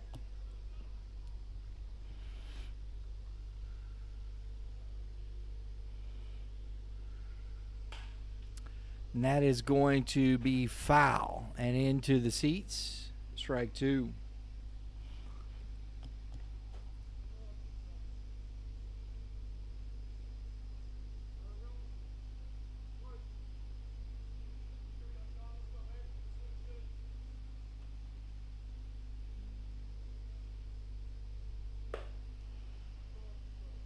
Two and two.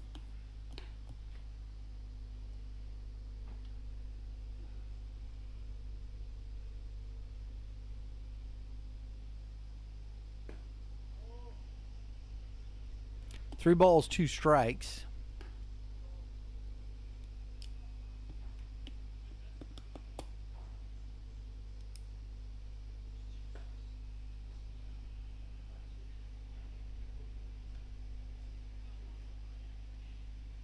Base on balls to Rauscher to open the inning.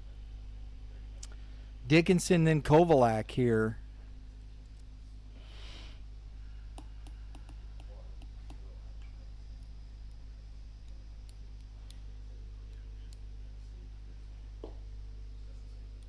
And we got ball one to Dickinson.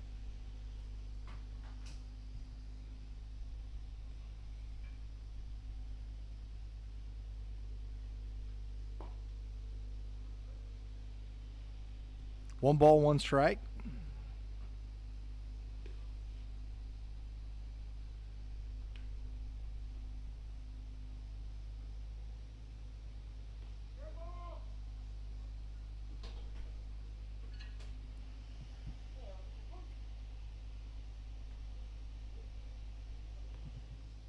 The hostility continues with the hit by pitch.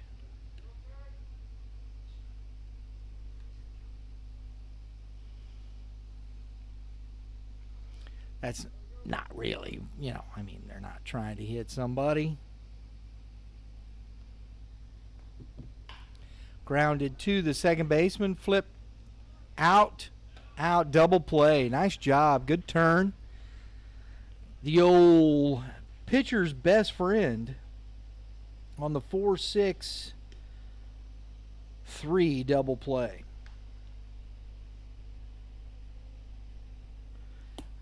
Colton Nichols to the plate. Rauscher's at third.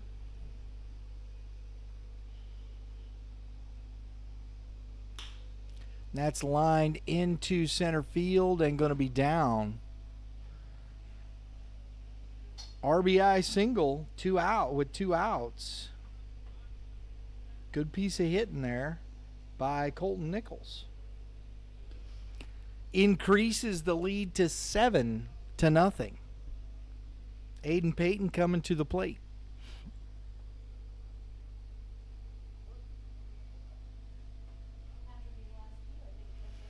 His old teammate over there, Cartwright, giving him some business in the other dugout.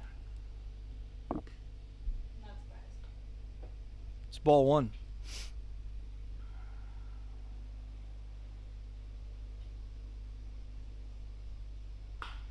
Line drive, back up the middle. Payton on his way to first.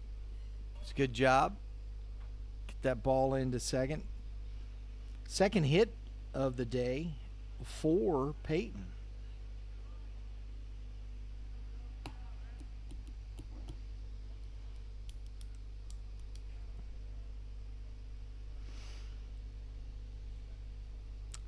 Nichols with some good base running, going first to third on that.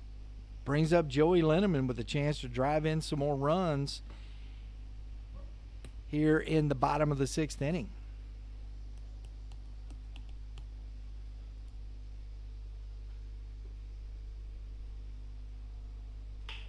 Grounded foul. There's the pitchers getting it done in the back, down there. All of a sudden, it's like we're just hanging out, and then some excitement with a foul ball. That's the way it kind of goes, right, Lee? Yep. Bullpens are fun. Being in the bullpen's fun. Being a pitcher's fun. Enjoyed it. 1 ball, 1 strike.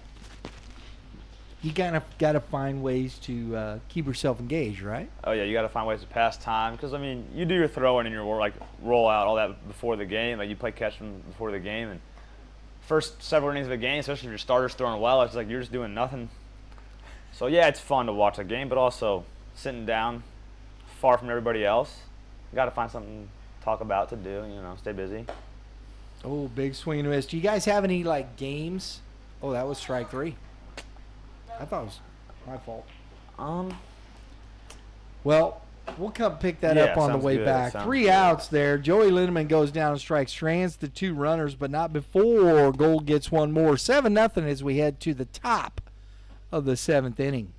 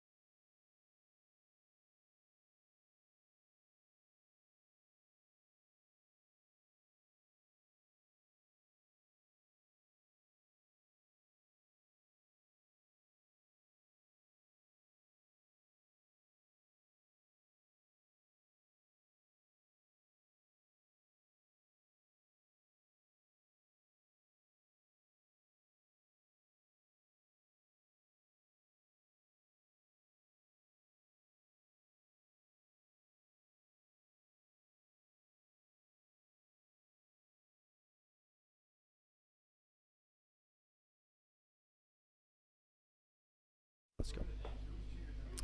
Folks, Mid-South Regional coming up. It's really interesting here, too, because Logan Winkleman, who we've seen here, not Logan Winkleman, excuse me, Noah Hendrickson, there it is. His dad, Noah played American Legion Baseball with Post 218. Washington Post 218 is hosting the Mid-South Regionals over there. His father, Trent Richardson, is a big part of what's going on over there. That's a huge event. If you get a chance to go and watch some baseball, there's going to be teams from Tennessee, Mississippi, Louisiana, Arkansas, Oklahoma, Kansas, and Missouri playing for a chance to play in the World Series of American Legion Baseball. So we'll have it for you, and Dominic Horn opens up with a plunk of Jack Cartwright.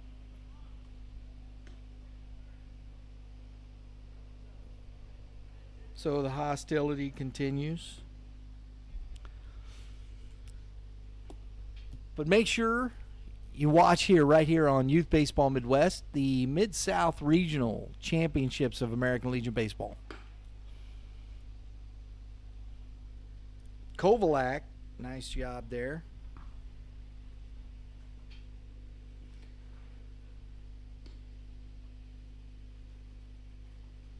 Ball 1. Dominic Horn, Timberland Wolves. Here in Winsville, Missouri.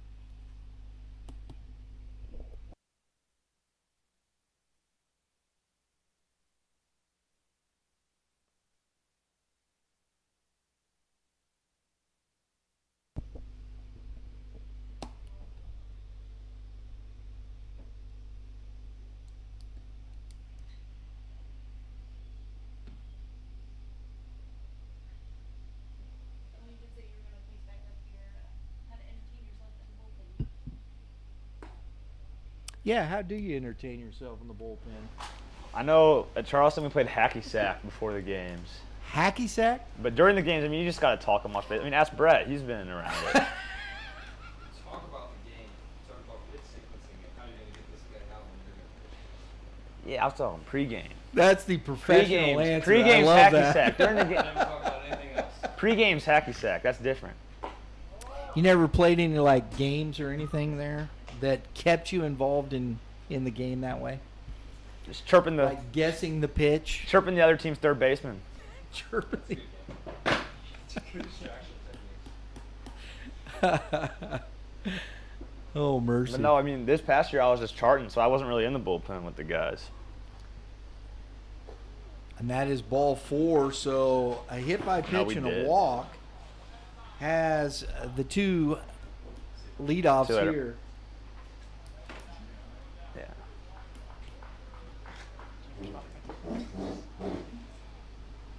Yeah, that was a very professional answer from Graves there. Never talked about nothing else.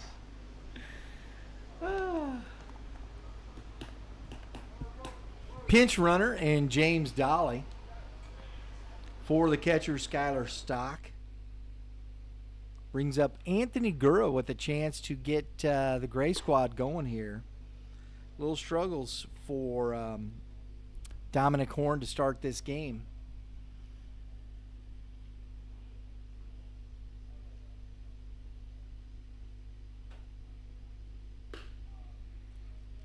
Two and oh.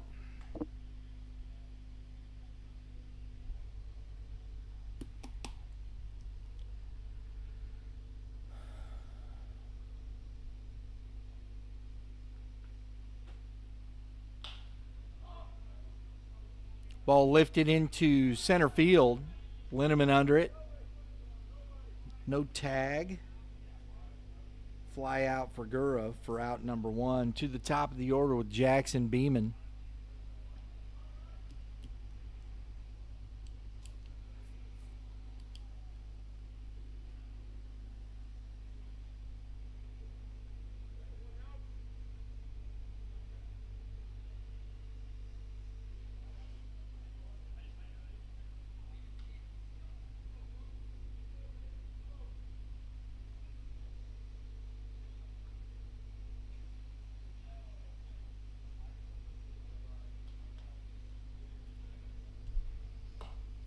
That's ball 1 to Beeman.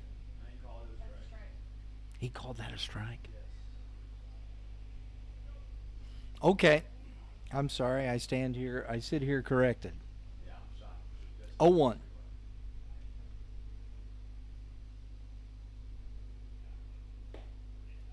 One ball, one strike.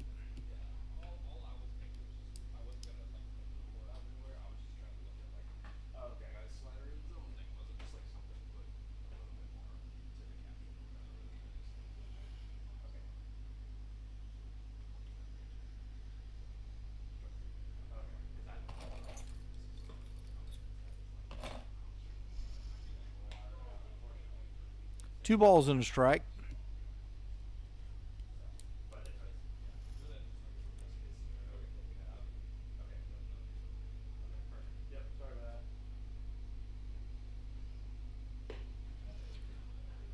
Three balls and a strike. Dominic Horn coming out here struggling to find the strike zone. First we've seen so far in this game. See if he can find his way back. 2 on, 1 out. And that is ball 4. So another walk.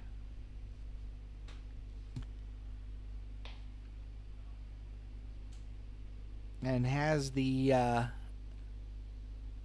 well, it's partly cloudy.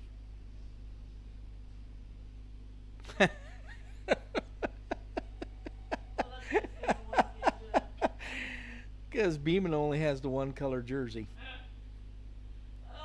Because he came late, so it's partly cloudy on the bases.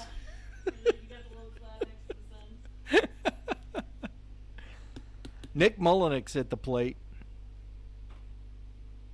Grounded.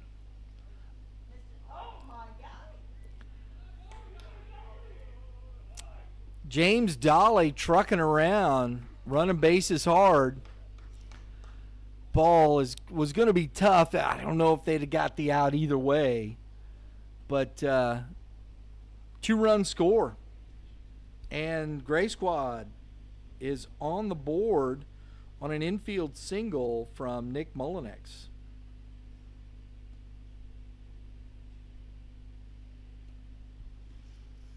Beeman all the way to third. Jackson Vaughn with a chance to do some more damage here. That's outside. Mullenix takes second easily without a throw. Second and third, no double play opportunity here.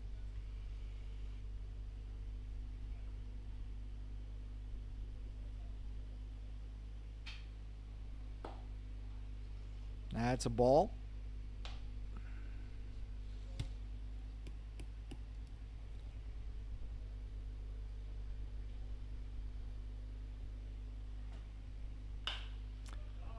Popped up on the infield. Byers under it. Makes the catch. Out number 2. Jake McGee to the plate. He's 0 for today. Grounded out to the second baseman. Struck out in the 5th. Got an opportunity to get his squad a little closer. It's 7-2. Dominic trying to work around this trouble he's put himself in. And that's shallow center field. Linneman on it. Makes the catch. Woo! He's called him off, and he did make the catch. Ends the inning. We head to the bottom of the 7th. 7-2 Gold.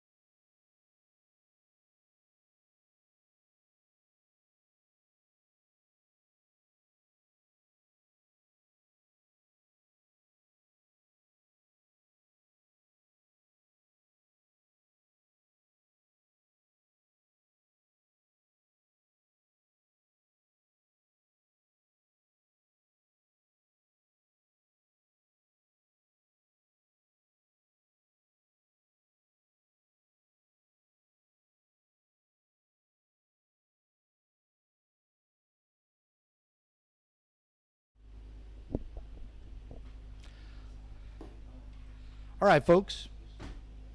YBM, Youth Baseball Midwest here. YBM Cast, our podcast lineup. Baseball talk. Baseball moms. We have the podcast, the Hitting Zone podcast, also Baseball 101, and right here with the from the PCDL, Brett Graves, Keep Climbing podcast every Monday. at 3 p.m. Central Standard Time. We got to get. We've had Mitch. We missed Mitch this week, so we'll get back to the Hitting Zone podcast.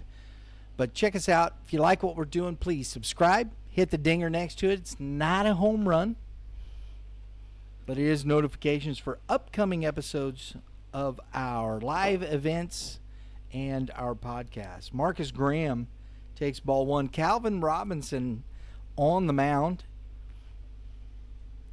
This is the one that is, this young man is very interesting to me. Strike one. That changeup is really effective. If he is, especially when he has that fastball working in the zone, it's going to be tough for pitchers to hit that changeup. Good fastball at the knees. 1 ball, 2 strikes. Marcus Graham is 1 for 3 today. Scored.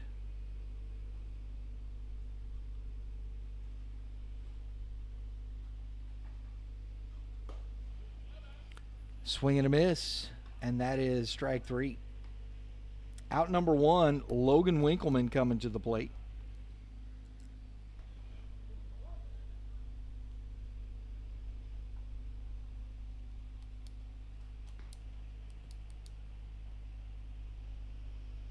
Home run, double, and a strikeout. 2 for 3.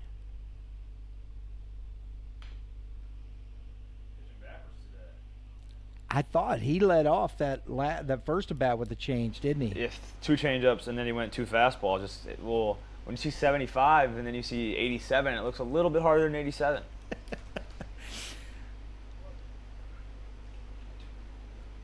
Off the end of the bat with Winkleman. Another one. 0-2. That ball, and the thing about it is, it gets good depth as well, Lane. Oh yeah. On the break. As the old saying goes, it falls off the table. Absolutely. Hitting Logan Winkleman. 1 ball, 2 strikes to Winkleman. Pretty quiet over in the bullpen now. I think we're hitting our last few guys. And that's strike 3 on the fastball on that corner. Paints it. Robinson coming out firing. Back-to-back Ks. That one looking. Bryce Byers to the plate.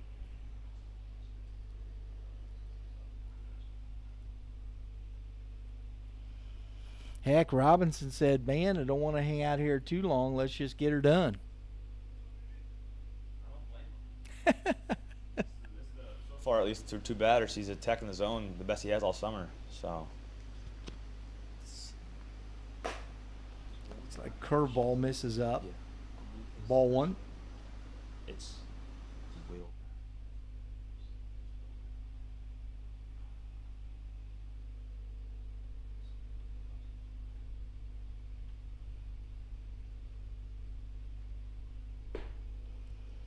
Swing and a miss on the changeup. 1 ball, 1 strike. Just out front and right over the top as it tunnels out of the same arm slot as that fastball. Tough to pick up.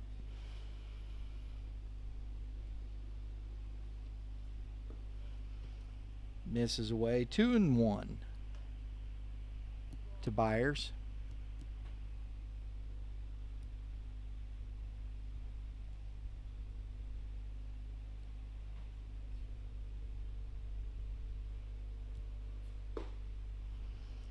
Strike 2.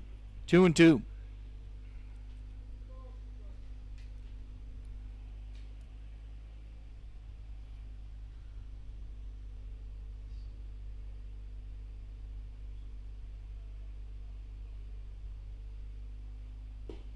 Great change. Strikes out the side. Robinson. We head to the top of the 8th inning. 7-2. Gold.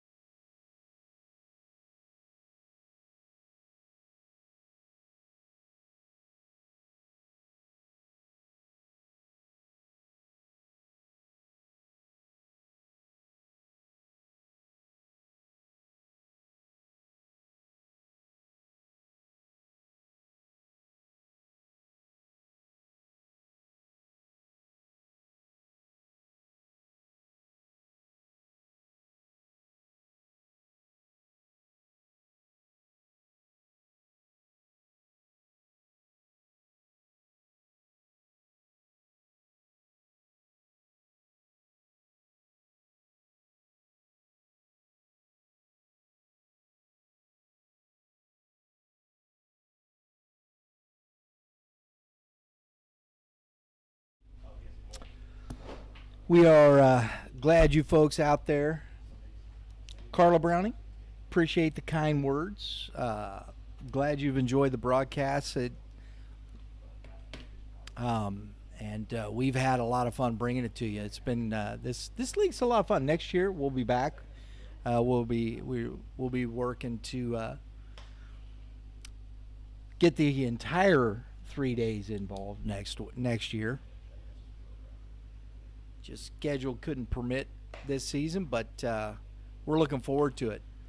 Colac throws down, but thank you to all the fans watching. We do appreciate it. We hope you check out some of our other events and podcasts as we move through into the fall.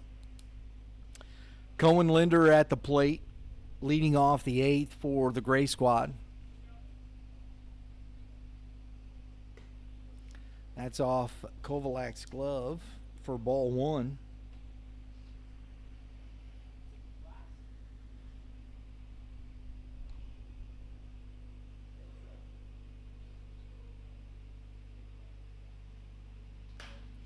And that's popped up.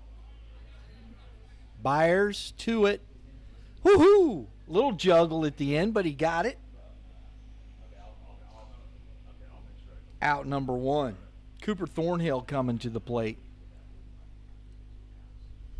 Actually, I think well, there he is. He was down there doing some catching. Might have to plug him in later, which is what they do. It happens. That's the way it goes. Sean Mitchell will be coming to the plate.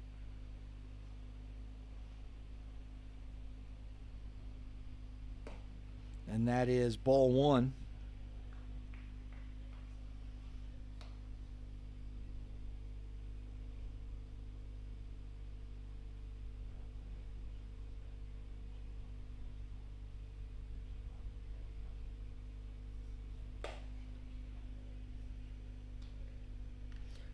Two and 0.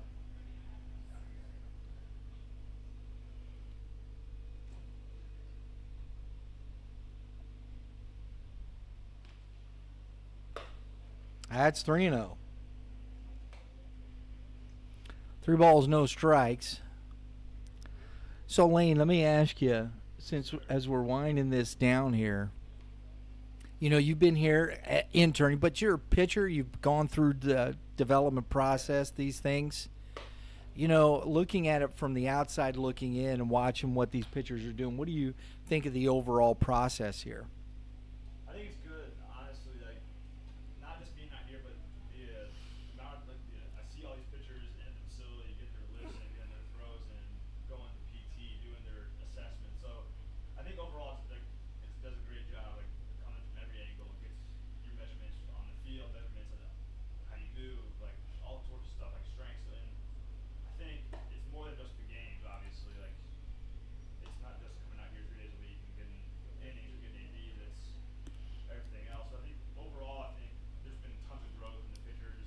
Even if you haven't seen it like directly Right. translate, like almost everyone I'm sure is going to have better metrics in their jumping and their strength and the range of motion. So whether they didn't have a great summer on the field, like, they definitely got better in one way or another, which that's what really matters, because these stats here aren't make or break anything. It's when you get on campus in the fall. So I think overall though did a good job like developing, seeing these guys work every single day.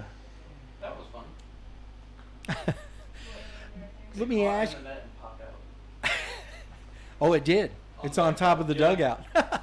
So, Lane, when you're looking at that, and so you take these assessments, how would you as a pitcher, as you start heading towards the fall, how do you take that information and begin to apply it when you're outside of this situation? Absolutely. I mean, I think what's so helpful is that we have the Boost app with that can have your weight program or your throwing in there. So I think being able to take the throwing that you're doing, the drills that you're doing, what you're working on here in the facility, and taking that and taking it to the campus in the fall, and being able to, oh, well, we have practice today, we need to do this, this, and this. Well, make sure you have time to do the drills and do the stuff you need, and and make sure you're getting your lifts in and doing what you're supposed to, and make sure you're doing recovery, because so many guys just like they get their lifts in, but you got to do your recovery. I mean, Yeah. it makes a difference.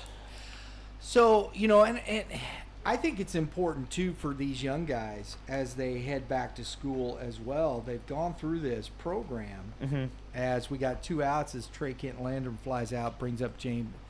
Oh, no. That was Trey Kent Landrum flew out. Nope, it was Thornhill because he came back and got his at-bat. All right. We're now into – we got it. Going a little backwards here. You think it's important, say like you're going through this, how do you communicate these things to your coach? And when you go back, going through these processes, because the coach may not know, what you've done through the summer.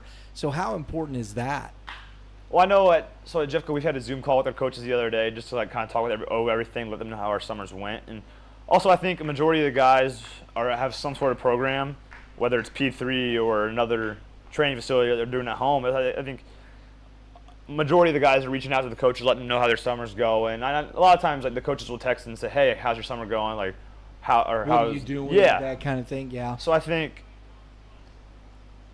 that's how it goes. But a lot of times, like some coaches won't be too happy with like what the guys do over summer. I know, like I've had some teammates who have played in these leagues, and it's like the coach is like, "I told you to shut down. Why are you playing this league?" So communication is obviously very important, but at the same time, it's like you got to do what's best for you.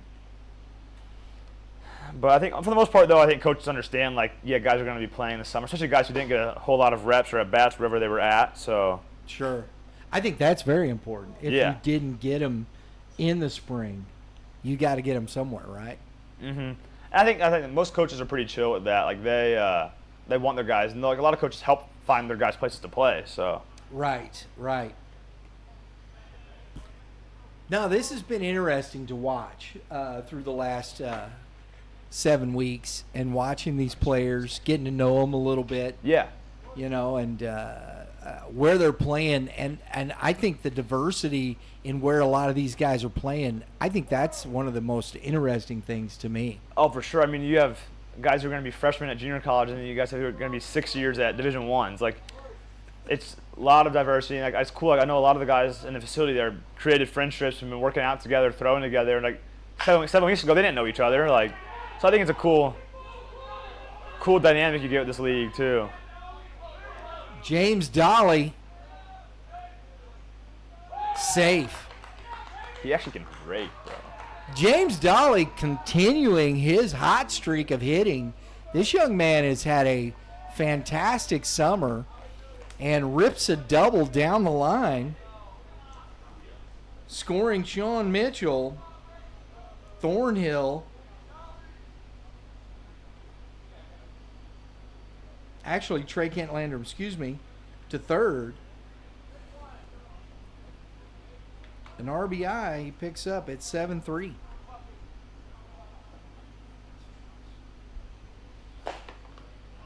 Oliver Carchi at the plate, strike one.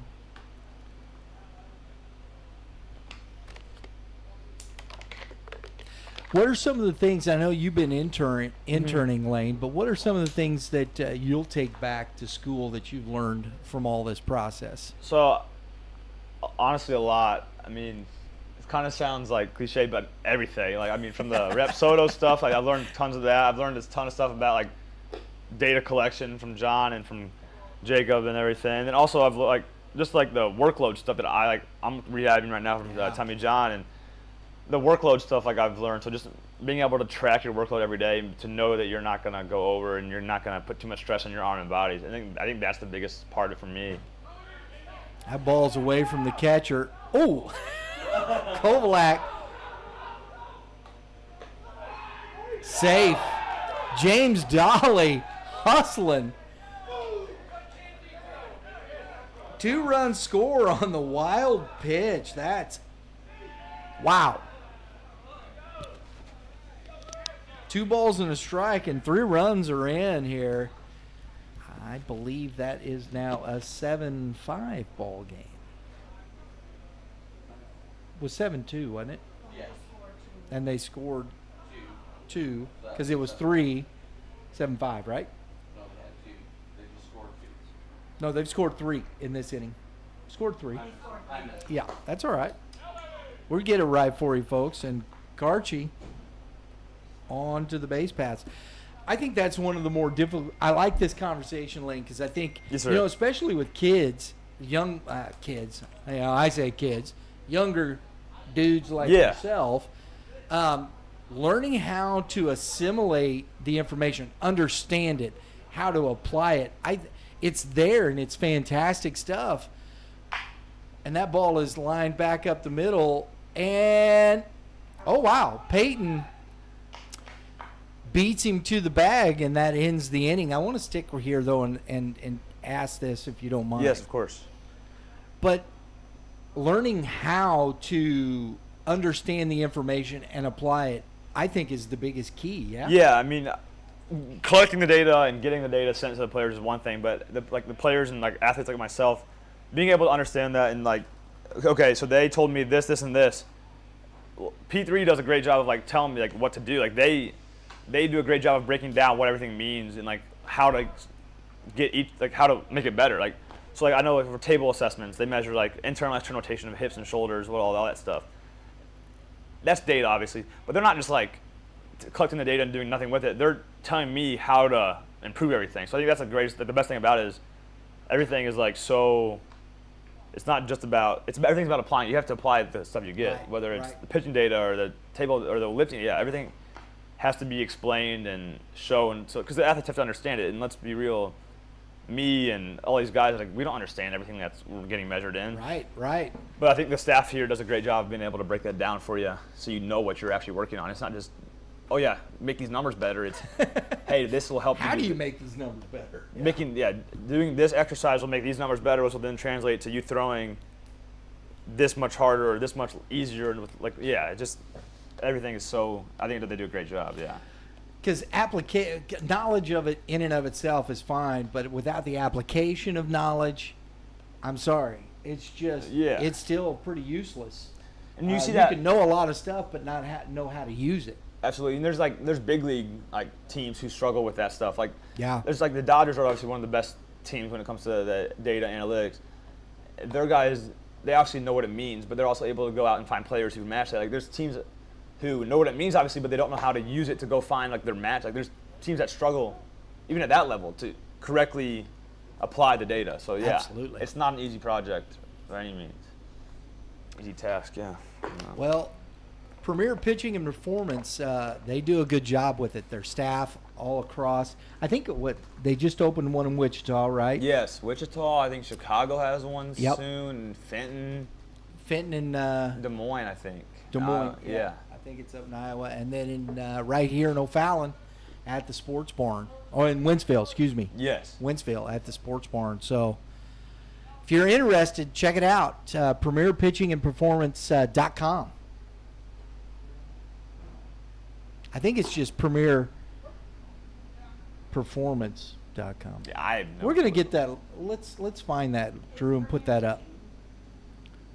Make sure I got the URL correct. Excuse me. It's Premier Pitching. PremierPitching.com. That's what I thought. Nate Caraballo to the plate. He's hitting here for Henry Kufa.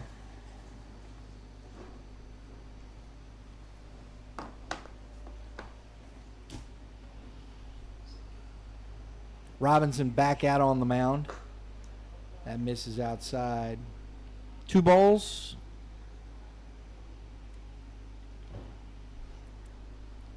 Yeah. 2-1.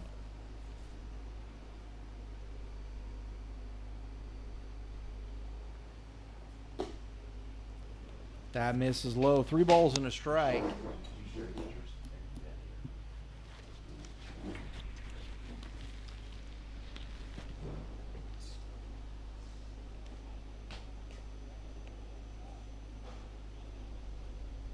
Sean Rauscher on deck. Caraballo wishes he had that swing back. 3 balls, 2 strikes. Changeup's actually so good. That change is brutal tough. I would imagine he's going to drop it again right here too. Fastball. Right? No, that's changeup. It was a change? Okay. It's hard to tell sometimes. Way out front. It is, man. Especially like the guys like him who throw it so like convincingly, like throw it the same intent, same arm slot. So you understand why it's so hard for the hitters to pick up. Oh yeah, 100%. I mean, it's coming out of the same. And that's what like when we work on stuff like in the facility, we're working like with bullpens and changeups and our sliders and our curveballs and fastballs. You all want those to come out of the same arm slot because the closer they are to each other, the same release point, the closer it is, the harder it is on the hitter. So if you're like a guy who drops his arm on a changeup, hitters realize that. They're always looking for tells. Oh, 100%. So to speak, because if you can't tell what's coming, it's much harder to hit. Oh yeah. Then you're guessing, and you're hoping you're right. And that's when you really see those guys get froze or way out front because they're guessing on the pitch. Fastball, strike one. That's why I think hitting's so hard. 'Cause like you see guys with some of the best looking swings you'll ever play with or play against, and they can't hit. It's like it's such a tough thing because bat to ball is just so hard. Bat to ball skills, exactly.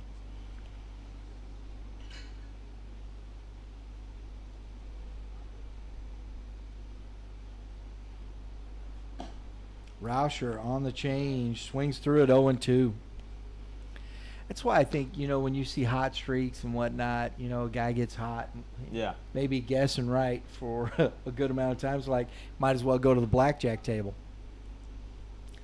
Yeah, I gave up and hitting way too long. Like if I had a bat right now, I'd have no clue what I'd be lost, like going up in there. I'd be guessing and scared. Yeah.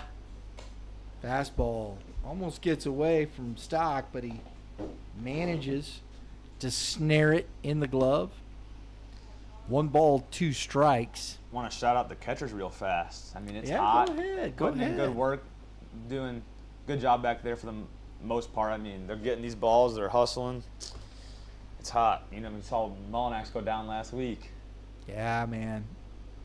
Give him some trouble about that. Oh, outstanding change. Just freezes Rauscher.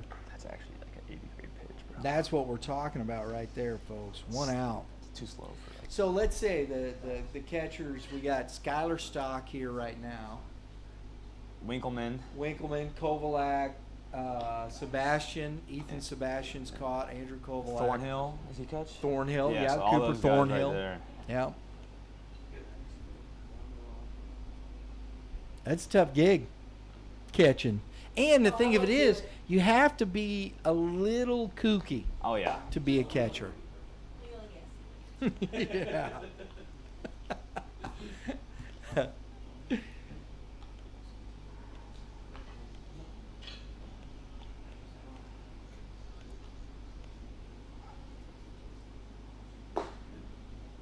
Good pitch, fastball. Swings over it. What do we got? 1 ball, 1 strike? Yes. 1 ball, 1 strike. The aforementioned Andrew Kovalek on deck.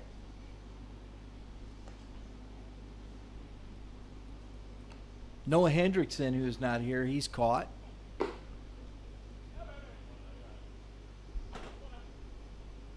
He's at Jeffco, if I'm not mistaken. Is that correct? No, Henderson, yes sir, yes. Yeah, he's I don't know where he's at this week, honestly. He might be down helping his dad. You That never is true. know. He could be doing that. I'm actually living with Henderson this year. Oh, is that right? Yeah. Good dude. Played at, I think, St. Francis Borgia High School. Yes. What was that? Good stolen base there. Great jump. I mean, Stock didn't even try. Yeah, I think he bobbled it a little bit there. I think Calvin lost the grip of the pitch or something. I agree. Something It kind of happened. floated up there, didn't it? I don't know what's. I think it's like a knuckle or something. No, it was Might have a slider. little cramp. Yeah. First ball. Two He's balls, he two froze strikes. mid-delivery, and then just like lobbed it. Yeah, I see. Yeah. Foul tip held on to by Stock for the second strikeout of the inning. That's 5 Ks in 2 innings for Robinson. You know, we got we're going to have on the call there at the Mid-South, Coach Struckhoff's coming to come over and call some games with us from St. Francis nice. Borgia. He's won a lot of games. Yes, he has. Heck of a good coach. We got Coach Dean Goff coming from Washington Nice. High School. You may be familiar with his brother, Yes. Coach yeah. Eric Oh, Goff of from course. Fort Zumwalt West. He faced off a few times against. Coach Eric Goff's retired. Yeah, I saw that. Done.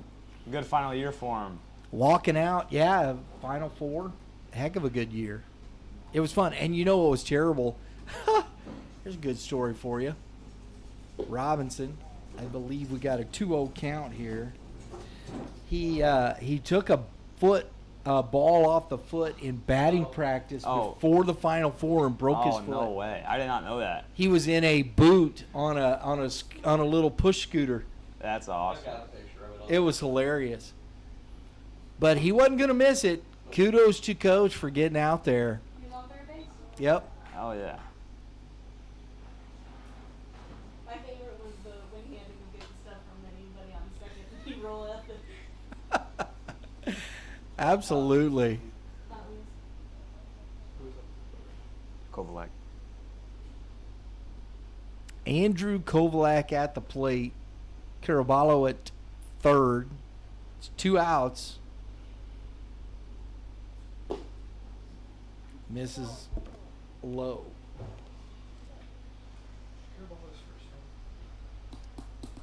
Nate Caraballo. This is Andrew Kovalek. Robinson trying to strike out the side for the second time here.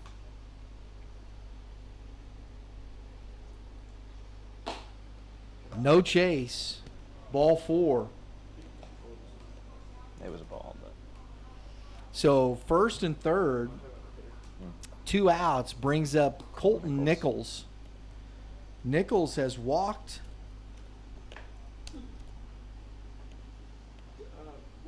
Has a single. He's 1 for 2 with an RBI. Was thrown out trying to get home. Nice job by Stock. Oh, that's a great read by Nate Caraballo. Everybody taking a breather there, but Caraballo. And he steals home on the throwback to the pitcher. Outstanding work there.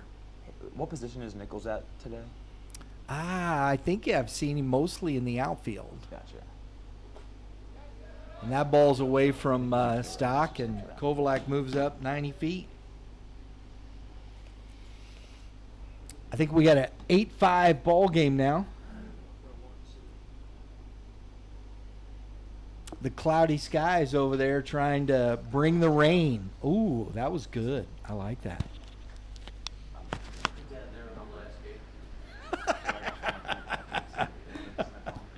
My crack staff over there giving me some trouble. Lauren and Drew Klutz on the pictures, on the graphics, taking care of the heart of the operation.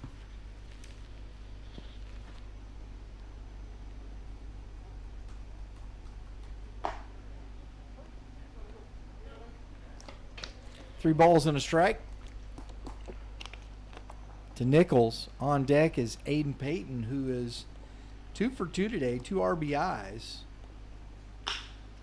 And a ground ball to the shortstop, fires over, and he's safe. Little too nonchalant by Gura when he popped up, took that extra step, and it was too late. Just a single. So an infield single moves Kovalak to third. First and third with 2 outs brings up Aiden Payton.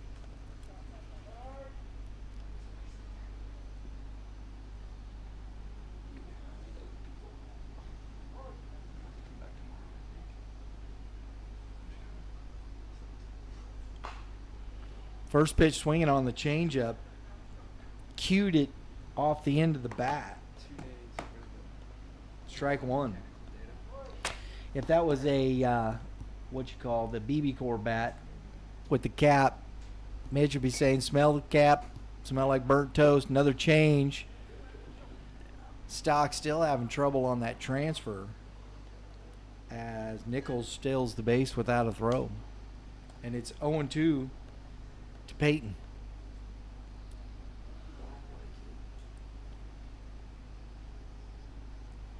Another changeup, 3 straight changes, and Peyton down on strikes to end the inning. He strikes out the side. A run scores, and we head to the top of the 9th inning with the score 8-5 Gold.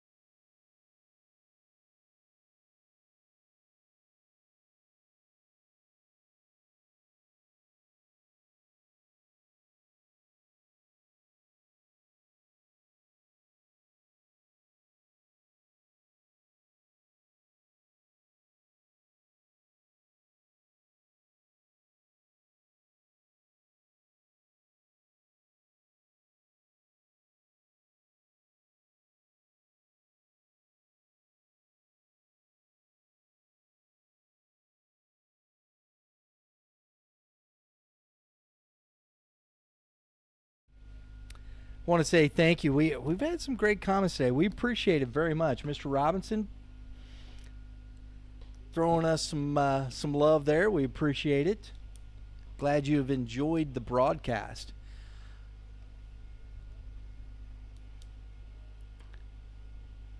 We do our best to bring you as good a product here, camera-wise, and with our call of the game. And hey, man, got Lane up here dropping the knowledge too. I'm telling you,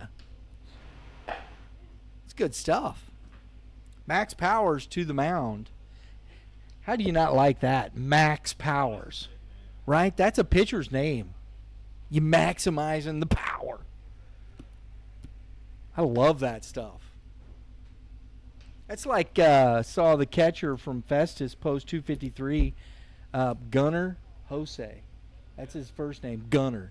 That's a catcher, right? Hey, post 253, that's Coach Bowens. Yeah.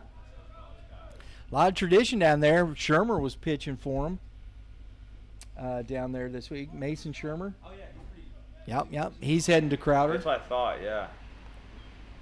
He's legit 92 from the left side. What high school did you Looks like a linebacker. What high school? Festus High Okay, School. really? Yep. Oh, yeah, he was a Mizzou commit. That's right. He was a Mizzou Yeah. commit for a while. Yep. Going to Crowder, which I think is a good job, Oh, yeah. good fit there. It's a good job recruiting by them, too. Yeah, absolutely. The catcher's name? Andrew Kovalak is the catcher today, or right now in this inning.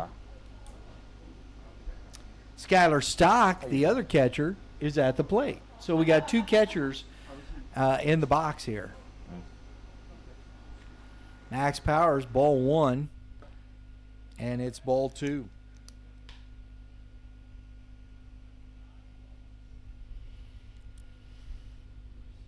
On deck is Anthony Gura.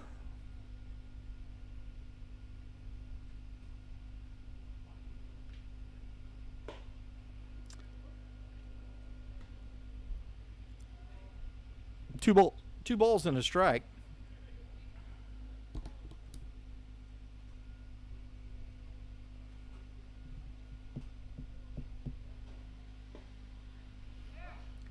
Another one at the knees. Nice job by Powers getting himself back into this count here. 2 balls and 2 strikes.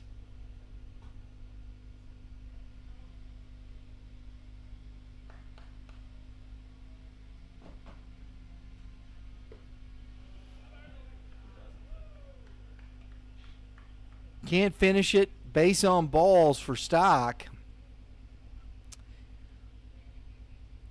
Anthony Gura coming to the plate, and then you'll have Beeman and Mullinax if they can't pull off a double play here.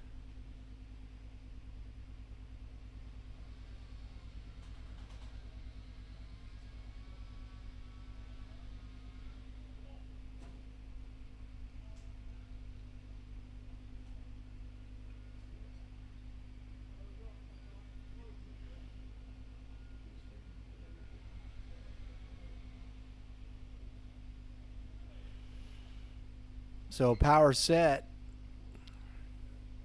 Long look. Big deep breath and strike one. Swings through it. That's a good fastball. Up in the zone a bit and away from him.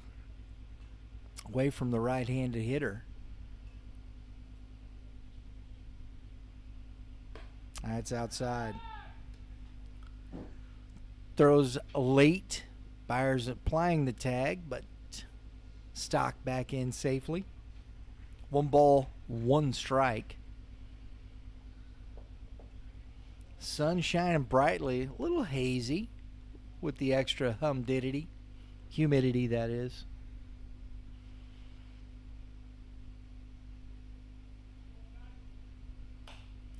Fouled back out of play. 1 ball, 2 strikes. Powers working the top of the 9th inning here. We will have a bottom of the 9th, even though the Gold Squad is ahead, because we want the pitcher to get the work. Another foul out of play. 1 ball, 2 strikes, and we'll do it again. Gura hanging in there.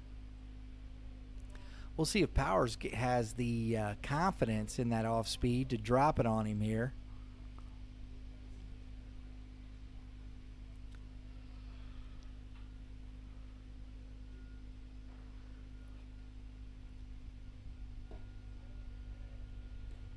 Two balls, 2 strikes.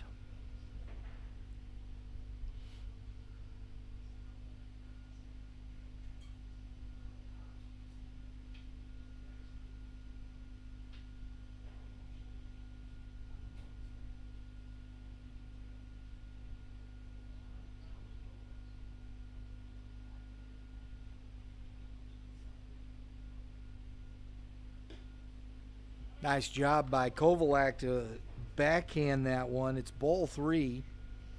Keep Stock at second or at first base for the moment. 3-2 count. Had a 3-2 count in the first at bat, so he's gone deep in both counts.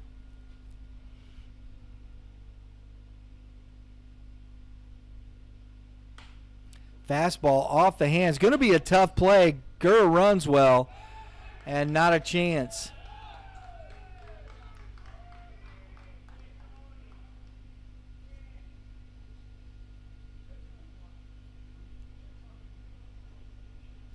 So an infield single for Gura. When you saw that ball come off the hands, kind of knew that was going to be trouble for the shortstop, Rauscher.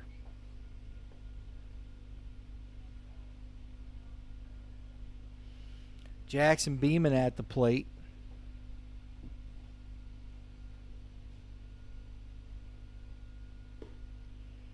Ball 1. Mullenix on deck. Jackson Vaughn. Man, guys, you think we could see the old proverbial comeback here? Maybe. They've had some. This Team Pert. Grounded off the glove of Caraballo. And Stock.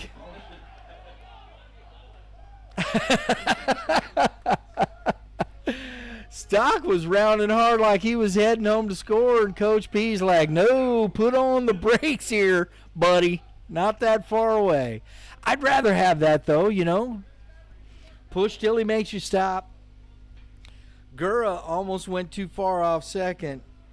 And off the glove, Jackson Beeman with a single. It did save a run, though, Caraballo.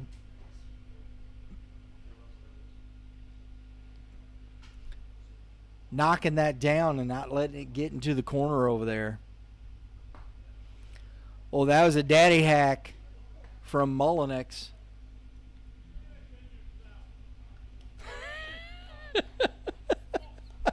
I love that. I love that. Getting all the coaching from the dugout. Stay within yourself. Love that.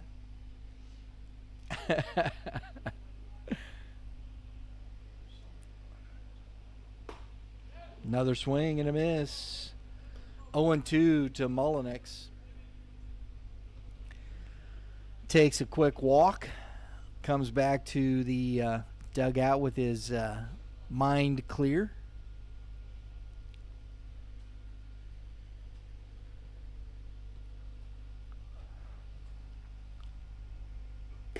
Powers with a fastball. Misses low and away.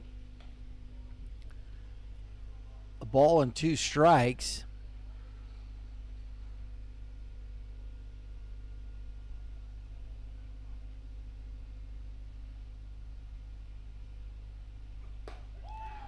Chases away. A good fastball from Powers. Gets Mullenix chasing outside for the strikeout and the first out of the inning.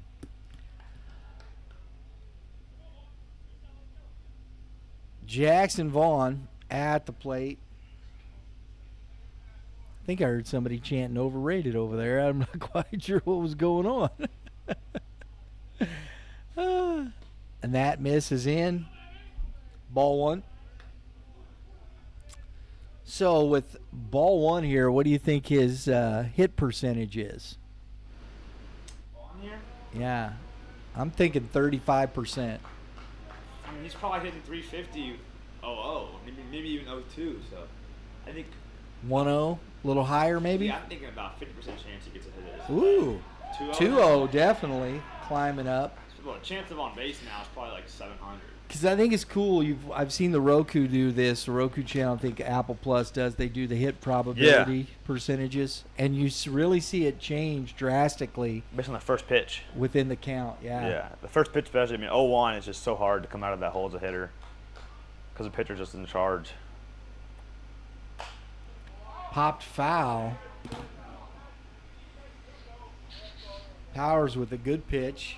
Challenges him with the fastball. And Vaughn fouls it back out of play. What are you doing, bro? What you geeking about?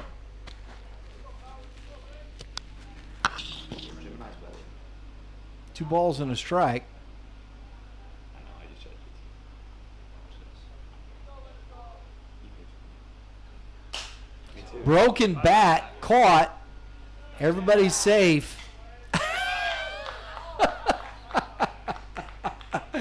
And Jackson finishes it off and snaps the bat over his knee. Little frustration there. But, man, that really is kind of a bummer. You got only 1 day left and you break your bat. I know, it's like on you the almost made it the whole summer. second to the last day.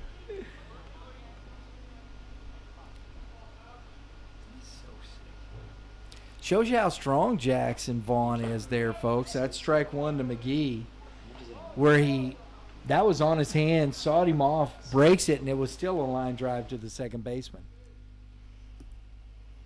Jake McGee to the plate. He's a free swinger, Jake is. Strike 1. Powers got that zippy fastball. Where's he sitting right now? He's sitting around 88, 89, but he hit 90 about 2 pitches ago. So, I mean, yeah, he's been 88 to 90, I think, all summer. 1 ball, 1 strike.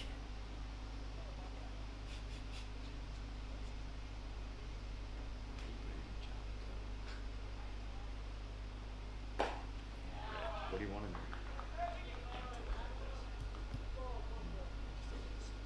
Took a little off, huh? Little change up. 2-1.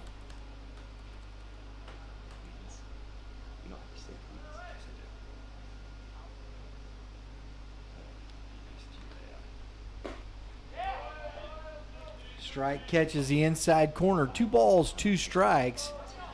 Powers trying to get out of this without allowing a run. He's got the bases juiced. This would be the second time we've seen that. Berkey did it early. And if Powers can pull this off, kudos to him.